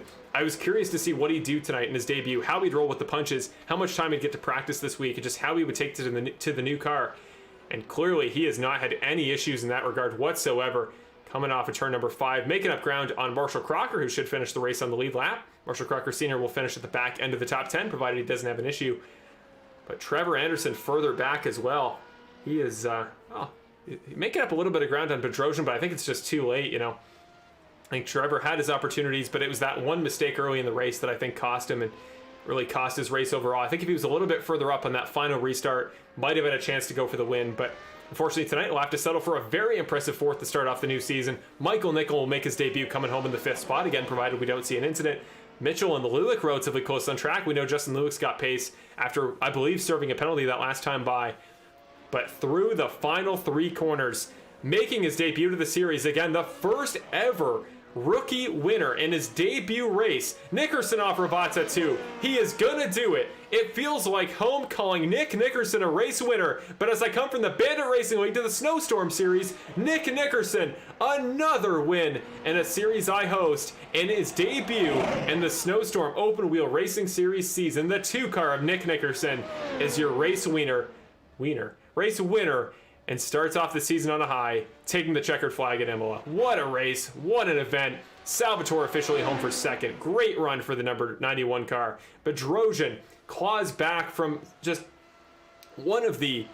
probably one of the, by his definition, most difficult races he's ever had, and manages to claw it back to a third. What a performance from Bedrosian when he wasn't having issues. His lap times were impeccable. As actually Anderson, speaking of which, Trevor Anderson comes home less than 2 seconds behind Bedrosian, almost on the podium, but he ran his personal best lap there on that very final lap. So definitely Trevor Anderson. We know he had pace too, and perhaps with a couple more laps he would have had a shot there at Bedrosian's spot. But Michael Nickel comes home in 5th, runs off your top 5. Foligno comes home in 6th. One more battle on track left to settle. Mitchell versus Zalua. Christopher Mitchell trying to come home in the 7th spot. Would not be a bad position whatsoever to finish in your debut race.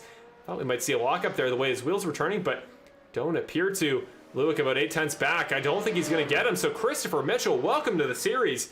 Great performance of the Renault. He's made up considerable pace throughout the course of the week, and he will come home in 7th.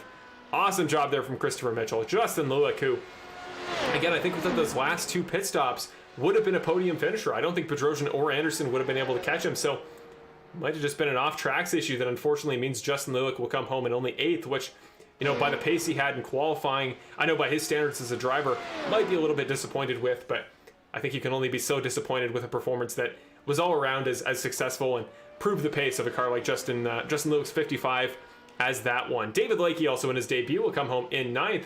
Great to have him in the series, and again, another guy throughout the week that I think definitely made up quite a bit of progress and just got a lot more consistent. So I'm curious to see as he takes to the car for future weeks, gets ready for Mid-Ohio, what sort of pace he'll have. Maybe he'll have top 5 speed by the time we get to round 3 of the series. Marshall Crocker Sr.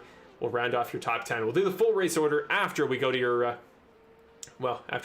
race winner here on track. Is your top 3 already parked on the finish line as I asked them to do, which is very polite of them. So very quick. Didn't even see burnouts actually for Nick Nickerson. He's always been a guy that's been pretty good historically about getting time to do his burnouts. But here you go, your race winner, Nick Nickerson. Congratulations. What a run it's been. Holy cow, that's way too loud. Sorry, ladies and gentlemen.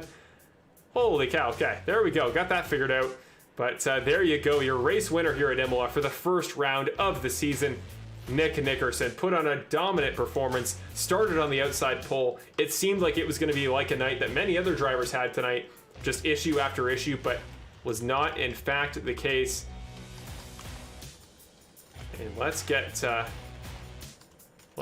his name up here. We got to give him his fair share of the credit. There we go, Nick Nickerson, and that green and highlighter colored number 2 car, Phoenix, Arizona native, is your race winner at Imola. Congratulations to Nick Nickerson. Congrats to Tim Salvatore coming home in the runner-up spot. Congrats to Andrew Bedrosian for clawing his way back to 3rd and maximizing his points in the opening race of the season.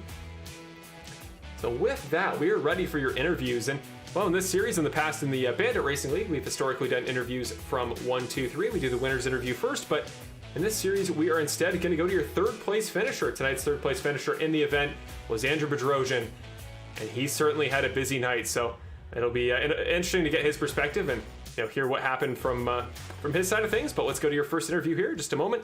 Just get his graphic up here on screen. We go to your first interview with 3rd place finisher and pole sitter at the start of tonight's event, Mr. Andrew Bedrosian.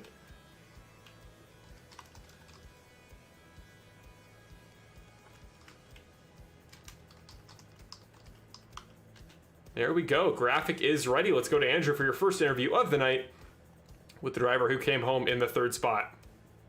Not the 2nd spot. Let's get that fixed. There we go. 3rd spot for Mr. Andrew Bedrosian.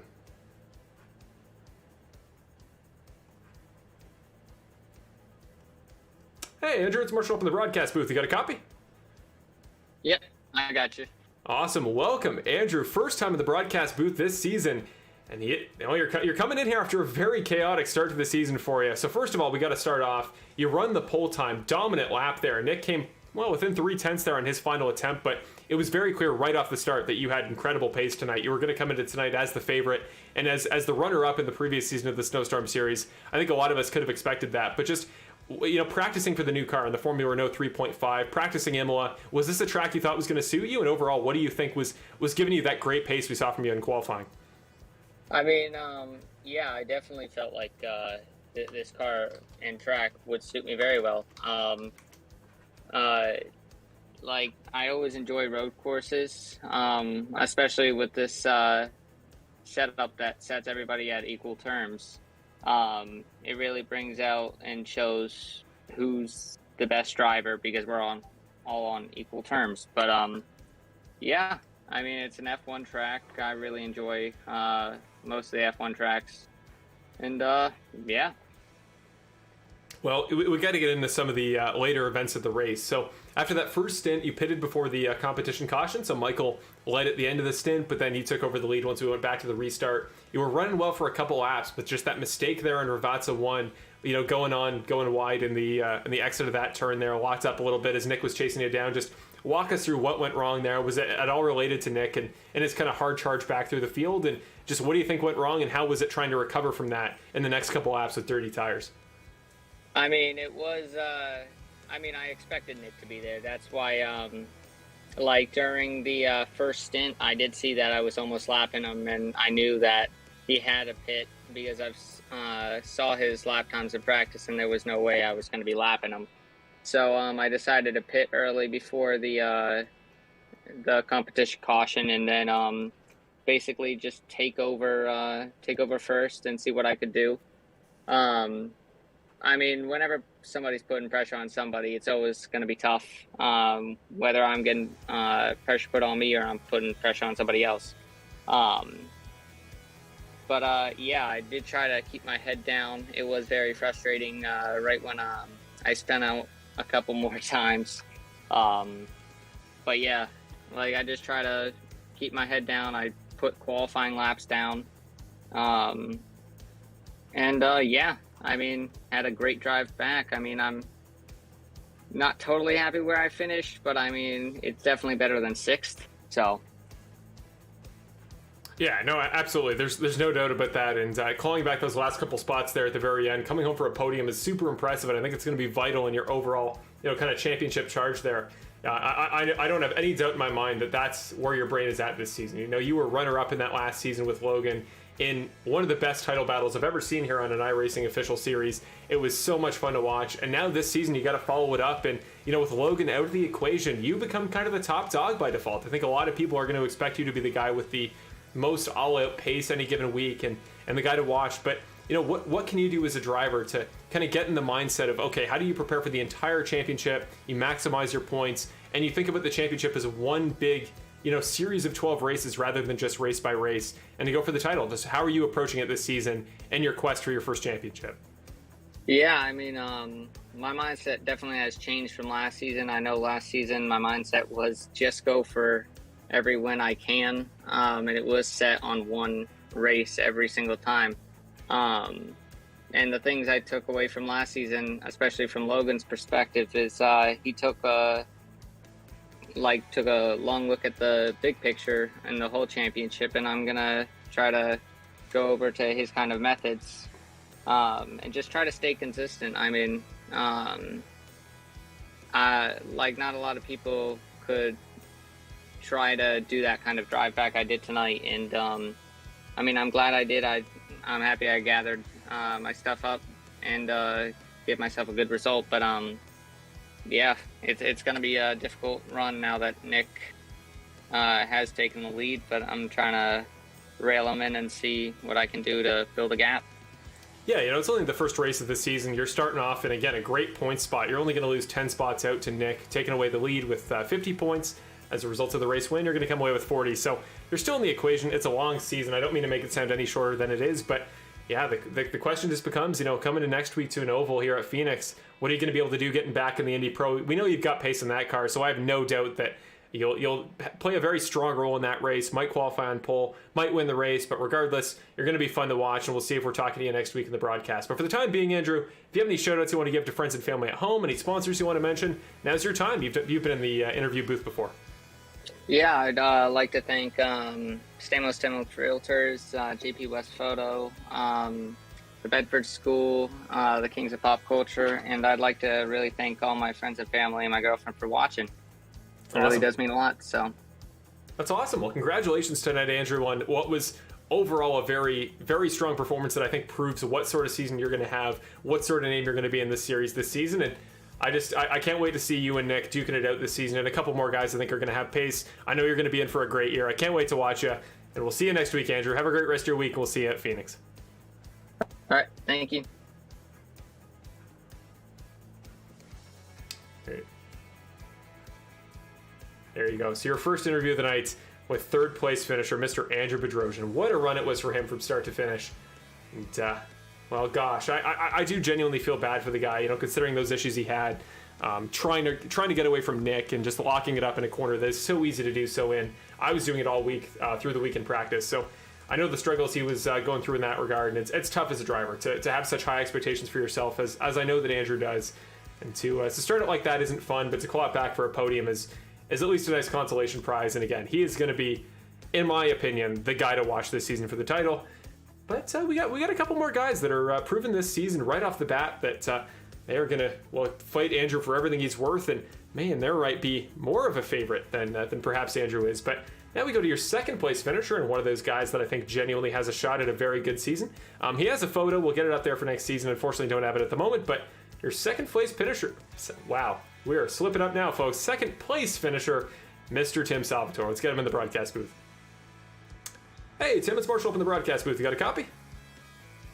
I do, Marshall. How are you doing? I'm doing quite well. Congratulations, Tim, on a really good start to the season for you overall. We saw a lot of chaos from start to finish up front. We saw some penalties that had to be served. We saw some, on-track mistakes, but you just seem to have it locked down there to start off the season. Just, first of all, talk us through the experience with trying to get used to the car. We came over to the Formula Renault 3.5. We ran a track that is very different from the ones we've run in the past. Imola is a different kind of difficult to what we've done before, and you're a veteran of the series. So what was the adjustment period like, and did you come into tonight thinking you were going to have the pace for a second place performance to start off the year?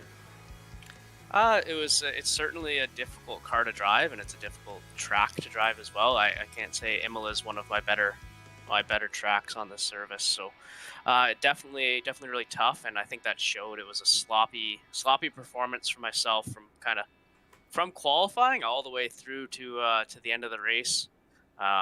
Just starting off in qualifying, I couldn't get a lap in. I think my first lap was my best lap, and then I just had off tracks or spins the rest of qualifying. And I was just trying to battle with Nick and Andrew for pace there. Then the start of the race, again, I just took it easy there, and I was doing well. And then I made a silly mistake by not pitting before the yellow, and then a couple more mistakes after that with little half spins and stuff. So, all in all, it was not a very good performance on my end. So to come out with a second after that is honestly very lucky. Well, talking about those early issues and recovering, that's we've seen in the past in the Snowstorm series. It's not necessarily about can you avoid a mistake, because oftentimes at tougher tracks like this, you can in such a tough car, but it's how you can recover. And we call that competition yellow on lap 15. You get a reset, you get another chance to come back out. Did your approach change at all? How as a driver does a switch flick when, okay, you get another chance, you're back packed in on a single file restart, rolling start rather than the standing start? How did your approach change at all in that second half? And do you think you were a very, very improved driver in those last 20 laps than you were at the first 15? Honestly, the first 15 laps, I knew, obviously that we all knew the competition caution was coming, so I took it pretty easy. I wasn't pushing it at all. And then when I was in second and I had a little bit, I think it was 4.5 seconds to Nick, I was putting my fastest laps of the race there. They weren't my fastest laps out of practice or anything, but pretty darn close. I saved my DRS for the end. I saved everything for the end, and I was pushing, and I was catching Nick. But you know what? Absolutely props to him. He did not make a mistake, and I think that is key there. Myself and Andrew and Justin, we all made absolutely rookie mistakes, and that's why we didn't win. Yeah, and it's unfortunate in the grand scheme of things that with all the issues that happened, you couldn't capitalize and give Nick a run for his money there at the very end of the race. But definitely, I think there's nothing to not hold your head high about after this event. You had some troubles, but so did everybody else, and you showed those very same characteristics. I was talking about it all the way through the broadcast, but you showed the same characteristics that made you so competitive in the points in the previous season of the Snowstorm series, which is just you come out every week, you're a very similar driver, you run consistently everywhere, you've had pace in the past, we've seen you score poles before, so we know you've got that flat out pace overall. And speaking of that pole, you got it at an oval, and I believe it was Gateway in the first season of the Snowstorm series. And now next week we head back to an oval. We go to Phoenix, and this series being a balance of road courses and ovals, do you think that suits your skill set? Do you think the heavier focus on ovals this season will play to your abilities? And just what are your expectations for yourself this season? I'm not sure, to be honest, Marshall. I haven't run an oval since the series last year, so it'll be interesting, kind of going up against people who run ovals a lot more often than I do to see what I can do. But I'll try, see what happens, and if I get lucky, maybe I'll get some more podiums. Yeah, that's what we're hoping for. And I think tonight proving that at a track like Imola, again, one of the toughest on the calendar all year, that you're starting it off with a comfortable second, I might add. I think that bodes well for the rest of your season going forward. So I think keep the confidence high. You get yourself ready for a very tough second road course of the year at Mid-Ohio in a couple weeks. A very different track to Imola, but certainly very difficult. But if you get the practice time, you put in the laps, and you feel pretty confident heading in, I think you could make it a second road course performance of the season just a couple weeks, and maybe make a charge at the championship, which I don't think is out of the equation at all. So.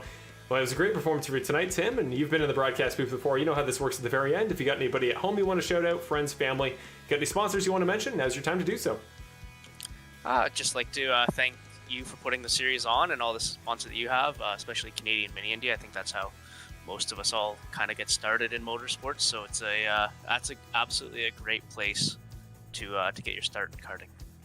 Absolutely, yes. If you want to get into racing and you want to start at the ground level, the same place that I did, the same place that a lot of other drivers did start in karting, that's a place to do so in the Ontario area. So thank you for the plug there. I know they're going to appreciate it, and I wish you the very best of luck, Tim, with not only the rest of your season, but the rest of your karting endeavors, because you are one of the many drivers in this series who's got quite the avid karting background, and if you're anywhere near as fast in that as you have been in this series, I think you're going to have a pretty good future in racing for yourself, man. So congratulations, Tim, tonight. Great start off to the year for you. And we'll see you next week at Phoenix, man.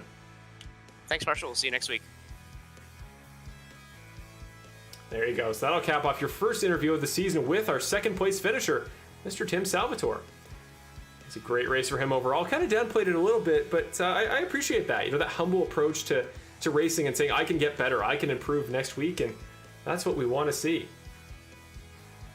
So we will take a brief moment because it's always a little bit more formal when we get him on a proper Skype call, and we know in the past that we've video called with this guy many times in the Bandit Racing League side of things. He is tonight's race winner, so I'm going to see if I can get Nick Nickerson on a video call rather than just a traditional typical audio call. So let's go in the background. We're going to go to a very brief kind of commercial break just for 2 seconds. We'll get Nick pulled up here on the video chat, and we'll kind of set the standard for how these interviews are going to go going forward once we get everybody's video chat information. Just 2 seconds, we'll be right back for you.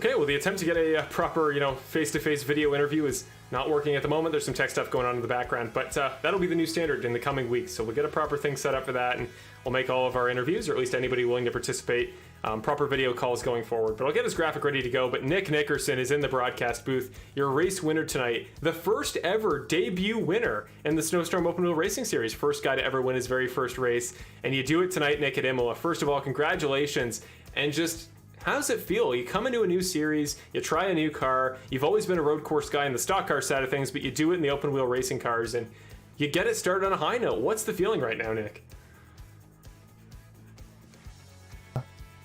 Beginning of this race, I didn't think I really had much of a chance, man. These cars are not fun to drive. They're fun to race, but they're very, very difficult to manipulate the way you want it, so to speak. I don't know, man. They just... they could use a couple more 100 pounds of downforce or something, or maybe more suspension travel. I don't know, but you have very fine lines to drive this thing. I mean, the way you enter a corner, how much brake, how much throttle. I mean, you mess up on anything, dude. This thing spins around so quick. But yeah, man, I just got kind of lucky there. Pitting a little early before the yellow flag got me. I think I started like in 4th place or something, maybe 3rd place. I forget. And I didn't have to pass anybody. And my fortune, Tim and Andrew both had some kind of small little incident where I was able to get past them. And once I was in the lead, man, it's just all I focused on was not making any mistake whatsoever. And yeah, I was able to capitalize on that. So we talked a lot about your experience in racing. Back in the Bandit Racing League, who many people I think watching tonight will be watching this series will be veterans of that series, so they're probably very familiar with your skill sets. But coming from a stock car background, being so quick at the road courses, borderline dominant these last 2 seasons of the Bandit Racing League over there, you come over here to the Formula side of things, and what were the transitions you've had to make in order to get into this new car? You've got more downforce to work with. It's a very different style of racing. So how tough has it been to kind of, transition to this new style of racing? And do you feel like you're going to be more confident at the ovals next week in the Indy Pro, or do you think this is where your best driving is going to happen this season? Yeah, so I mean, these cars just drive so drastically different. I mean, you can't use any curb whatsoever. I mean, maybe a little bit like on a really slow course, but I mean, we're talking very, very little curb. Like, well, in the GT and the stock cars, you can use curbs to help you turn in certain circumstances. And this car, dude, you touch a curb at high speed or anything, you're going around, quicker than you can blink almost. So this car is all about just driving like a very, very precise line on the flattest terrain you could possibly get it on. And yeah, man, I mean, that's pretty much the key there. Can't really, I mean, other than that, I guess, focusing and picking out like certain markers on the track for entry and exit and center points and apexes. It's all kind of the same thing. It's all road racing. I mean, every car pretty much drives the same line, give or take a few feet here and there. But yeah, man, I mean, it seems like the key so far, at least with this race, is going to be just keeping the car on the track for the entire race, or at least the second half, because I don't know how I got in the first place, man. I locked on my brakes in the first corner on the start, like went way back, and then I think on the exit of the last turn, I got a little bit of the right rear on the curb, and it sent me around. I got damaged, so I had a pit, and I was way back in the field, and the yellow came out, and I don't know. I don't know how I walked away with this one, but fortunately I did. Good start to it. Next week, going to the oval. I can't remember the last time I ran any open wheel car on an oval, let alone the Indy Lights. So that's going to be a whole new thing. Looking forward to seeing what that's all about.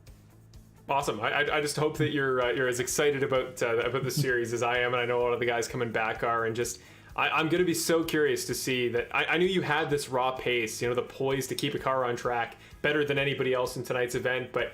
Andrew's going to be learning from this week. He doesn't typically tend to make mistakes. Today was uncharacteristic. Guys like Tim, Max Preston is a very long-time veteran of the series. He'll be back. He was very quick in preseason testing. So just your confidence from a perspective of the guy that I don't think you're a stranger to being at the lead of a championship standings. I know it's only been 1 week, but you're certainly the guy that's used to getting chased. So, don't think about it in terms of the car necessarily, because it's something new. You're going to be learning a lot this season. But from the overall big picture perspective, tell everybody at home, as a champion or as somebody leading a series trying to become the champion, what can you do mentally or on a race-by-race basis to ensure you keep a lead once you have one in the championship? I mean, there's not really anything particularly new. I mean, like with this race, once I was in the lead, I saw Tim back there, and he was actually running a little bit faster, mainly because I was taking certain corners a little more conservatively. And then as he got closer, I'd probably start to pick up the speed, but I think he made another mistake at some point, sending me like about 10 seconds behind. I never like to go out there and just blast as fast as I can and waste tires when you're in the lead. Once you get to a certain comfortable lead, then you can start toning it back and saving a little bit, just in case, you do spin out. Then you have a little tire to get back on the track, and maybe if you get past, pass for the lead again. I can't say I'm too 100% confident that I'll be going for the championship just yet, just because I was kind of lucky with this race. But I'm still. It's going to be fun learning how to drive this car. I think I know what I need to focus on and improve. It's just, putting the time in for practice and, honing those little tiny skills and remembering that you cannot use curbs to turn. No. That's going to be very hard to get out of my head. Yeah, I hope we're not going to throw you off too much getting ready for the Bandit League next season, because this is going to totally mess with your skill set and mess with your mindset, I'd imagine, for treating apexes. But no, I don't think you can call tonight luck whatsoever. You said it yourself. It's so hard to keep this car on track, and in that second stint, you did that better than anybody else out there. You were the only guy to not make a mistake. So I have the utmost confidence in you going forward this season, Nick. I want you to treat it like you're the guy to beat for the championship, and then you'll set that benchmark you did in the Bandit League. You'll see what Andrew has for you next week, and we'll see what he can do with the ovals. He's been quick everywhere in the past. So you got some definite rivals, some definite contenders that are going to try to make sure that you don't go back-to-back in your first 2 races in the series, but first-time winner in their debut in any series I've ever hosted, so that's really cool, Nick. And you know what to do in the interviews. It's the same as the Bandit Racing League. Anybody you want to shout out at home, friends, family, any sponsors you want to talk about, now's your time, man. Yeah, man, just appreciate you putting this league on. Never raced, I don't think I've ever raced any open wheel league before, so this is something new. Every car, every discipline teaches you a little something that you can kind of put to everything else. So looking forward to seeing what that is. And when I say these cars are not fun to drive, they are fun to drive. They're just not like, it's not like a blast, like hooning around or anything by any means. It's still fun because of how precise you have to be. But it's good. Thanks for, looks like we got quite a few repeat viewers. Gotta appreciate everybody watching the broadcast at home, man. It's always fun to read the comments and whatnot after the races, and that's pretty much it, man. Awesome. Looking forward to the rest of the season. Awesome. See what Tim and Andrew have, because those guys are damn fast for sure. Oh yeah. Yeah. I got especially with Andrew, I got a few things I need to work on to get overall average pace. I mean, I think I was able to throw like a faster lap in practice, but I wasn't able to beat him in qualifying. And even the race, like when I was, I think I was probably just 30 seconds behind him or something like that, or in front of him, and he was clicking off like a second lap almost. So he was definitely the faster in the field. We'll have to see, man. Looking forward to it. Awesome. Yeah, Andrew's definitely going to be the guy from previous seasons to look out for. Was the runner-up in the first season. He's a veteran of the series. He knows open wheel racing better than anybody. So. It's going to be fun to watch you guys. I think you guys are going to have quite the slugfest this season, and I look forward to it starting next week at Phoenix. And hey, your hometown, so next week you head back to somewhere very familiar, and a car you're not too familiar with, but at least you know the track pretty well. So best of luck, Nick. We'll see you next Sunday. It's weird to say that. I'm used to Wednesdays now with you, but next Sunday, man, I wish you the very best of luck. Congrats for starting off the new series with a win, and can't wait to see what you do with it for the rest of the 11 races this season. Awesome, man. I appreciate it, and see you next week. See you next week. And with that, we will round off your final interview of the night. And again, if you're a Bandit Racing League holdover, if you're somebody watching this series because you're familiar with the Full Send Racing Network from my time in that series, well, it's got to be pretty familiar to see that name at the top of the leaderboard come the end of the race and your race winner. So There we go. That'll about round it off. Let's go through your final finishing order here. We'll put it up on the left-hand side. Or no, we won't. We'll try to. And we can't because the session has now closed. So we're going to very quickly go to your final results here. Do them properly, and then we'll come back to me. There we go. Let's go to your final results. Let's bring them up here. Sorry about that, ladies and gentlemen. There we go. Final race results here. Let's get your music back. It's the first race of the season, ladies and gentlemen. I promise you going forward, all these fun little quirks will be worked out. I don't know why the logos now work. They didn't before. I didn't touch anything, but they're back. That's not the point. We'll get it fixed for next week. But your race winner tonight, in his debut in the series, comes over from the Bandit Racing League the other week I broadcast, and comes home as the winner in his debut. 12 seconds down the road, clear of Tim Salvatore, who comes home in second. One of, I think, might be his fourth or fifth podium in the history of the Snowstorm and Extended Carts to Computers series. He'll come home in second. Andrew Bedrosian clawed back an earlier mistake there in Rivazza 1, all the way back up to third from sixth. Just trying to survive in the points earlier in the season, but he's going to get comfortable with the car. I assure you he'll be a championship contender, and we'll see what he's got going for next week and see how he can improve knowing what went wrong tonight. Trevor Anderson comes home in the fourth spot ahead of Michael Nickel, who also makes his debut tonight. The rookie driver coming home in fifth, and just what an impressive drive from start to finish. He was quick in qualifying, was quick in the race, started on the second row. He was second by the end of the very first turn. He is going to be fun to watch in this series, and I can't wait to see what he does next week at Phoenix, heading back to the Ovals.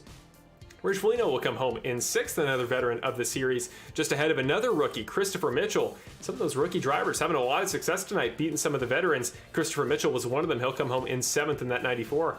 And then behind him, it's the 55 of Justin Lewick, who did not have the night overall tonight I think he was hoping for when he qualified all the way up in the second row. Was quick early, was quick at the end, but I think one off-track penalty, and by the sounds of it, some technical difficulties serving that penalty. Unfortunately, I mean, he comes home eighth, but he'll recover throughout the season, and I know he should be pretty good to go next week for Phoenix. He'll be a guy to watch for sure.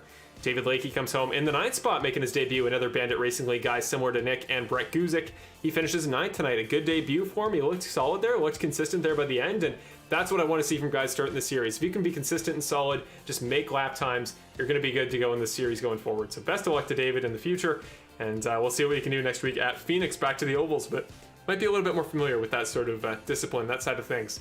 My dad, Marshall Crocker Sr., takes the final spot in the top 10. He finishes in the 10th spot in the 15 car, just ahead of David Paxa in 11th, is the first driver a lap down. Woody Mahan, another veteran of the series, good to have him back here, comes home in the 12th spot, a Lad Pedal Motorsports veteran in the, a number of stock car series, but formerly in this series back when we had a teams dynamic, and he comes home in the 12th spot. Dan Skilton, another rookie to the series, making his debut tonight. Unfortunately, didn't have the race overall I think he was hoping for in his debut, but generally speaking, he's a guy that I know has a ton of experience in racing as well. He used to host his own series that I ran for a long time, so thank you to Dan, and when you're watching this back, for everything you did for Motorsport Mondays. And yeah, he comes home tonight in the 13th spot. We'll see how he can improve going forward. Same with Jack Hillier tonight, who comes home in the 14th spot in the 44 car, but he's a guy we'll see in the broadcast booth quite a bit this season, so wouldn't be surprised if we have him up here on the broadcast rather than down here in the car in the next couple weeks. After that, it's Tanner Dignard coming home in 15th. Kind of a surprise to see the 51 car that far down the leaderboard. Not a guy we got a chance to talk about a ton tonight, but Tanner Dignard, a very, very good race car driver, a guy who's got podiums in this series in the past. He's come very close to wins and is an oval menace at those short ovals, which this season's schedule is filled with. So keep an eye on Tanner Dignard going forward. Try to rebound from tonight. Might just be a drop race kind of night. Brett Guzik, after that, will finish in 16th, the final driver coming over from the Bandit Racing League, and unfortunately just had some issues earlier. We see him in the chat, so hey Brett, thanks for stopping by. But yeah, unfortunately Brett Guzik just not having the overall performance I'd imagine he would have liked in his debut. But I know he knows road courses. He might downplay that he does, but he's the defending champion of the Bandit Racing League. He beat tonight's race winner in their respective series. So Brett, you're coming over this season. I have the utmost faith in you. And next week you get an oval. So take some time to prep for Mid-Ohio, and I'd imagine we could very well see that number 6 car doing just as well as his number 2 rival. And finally, James Donk comes home in the final spot, making his debut in the series tonight. And unfortunately, again, another driver that maybe didn't go the way they were hoping for from start to finish. But I want to see what he does next week. You know, make some improvements, get ready to go for Mid-Ohio and Phoenix. And I know he'll be back up to speed in the series in no time. So thank you, James, for making your debut in the series, for joining us this season, and very best of luck to you going forward. But that'll round off your 17-car final results grid for tonight's race at Imola. What a race it was from start to finish. It's been a long broadcast, and I gotta be honest, I forgot how tough it is in this series sometimes to commentate races solo. So we got a co-commentator in these next couple weeks. And we'll also have a green screen back here. There's my back if you want to see what the back of this desk looks like. But yeah, I've really appreciated seeing you guys back here in waves, seeing some familiar faces as mentioned. Not only people from the Bandit Racing League giving us a shot tonight, but hopefully some older faces soon from the previous season of the Snowstorm series. So we'll get some kinks worked out. We'll get everything nice and polished for next week. The first broadcast is always kind of like this, a little bit more about testing stuff and making sure we get up to speed for the future. But the racing tonight was great. We have a first-time winner in the series. It's going to be a good year, and we will see you all next Sunday. And I can't wait to see what happens at Phoenix, the first oval of the season, because those oval races, if you're familiar with the Snowstorm series, that's where some of the best battles of the season are, some of the best finishes. And it may not be the background for a lot of guys watching this series and a lot of guys that are running in the series, but I assure you it's a very fun discipline to watch in the open wheel cars. And if you like the Bandit Racing League, you're going to like our oval race next week at Phoenix. But just one more time, I want to put up the schedule just so you know where we will be, and not only next week at Phoenix, but in the next couple weeks after that. So it'll be Phoenix, then Mid-Ohio, then a Worldwide Technology Raceway, then Monza, Indianapolis, Road America, and that takes us up to our doubleheader on the 27th for not championship night, I should say, but All-Star Race weekend, I should call it, as we'll do a doubleheader at both the road course at Homestead Miami Speedway. That'll be our official race in the road course side of things. That'll count for points. And then that same night, we'll do our All-Star Race. It'll be a fun little doubleheader event. It'll be something fun. We'll do a lot of creative things for it, and I think that'll be a nice little way to cap off that first half of the season. Then after that, Iowa, Mosport, Auto Club, and then whatever is picked by the All-Star Race winner. That is your 12 race calendar this season. That'll take us to the end of March, and that is your calendar for the second season of the Snowstorm Open Wheel Racing Series. Again, we'll get it figured out for next week. We'll get driver portraits. Everything will look polished. If you know this season in the past, you know we only get better over time. Hopefully you all join us again next week here on the Full Send Racing Network for the second round of the Snowstorm Open Wheel Racing Series season. Thank you very much, everybody, for watching. I've been Marshall Crocker Jr. And there's my dad's in this series now. I got to be sure to point that out. But I am your host. I will be going forward. Thank you for watching, and I will see you next week at Phoenix for the second round of the Snowstorm Open Wheel Racing Series season and our very first oval race. Have a good week, everybody.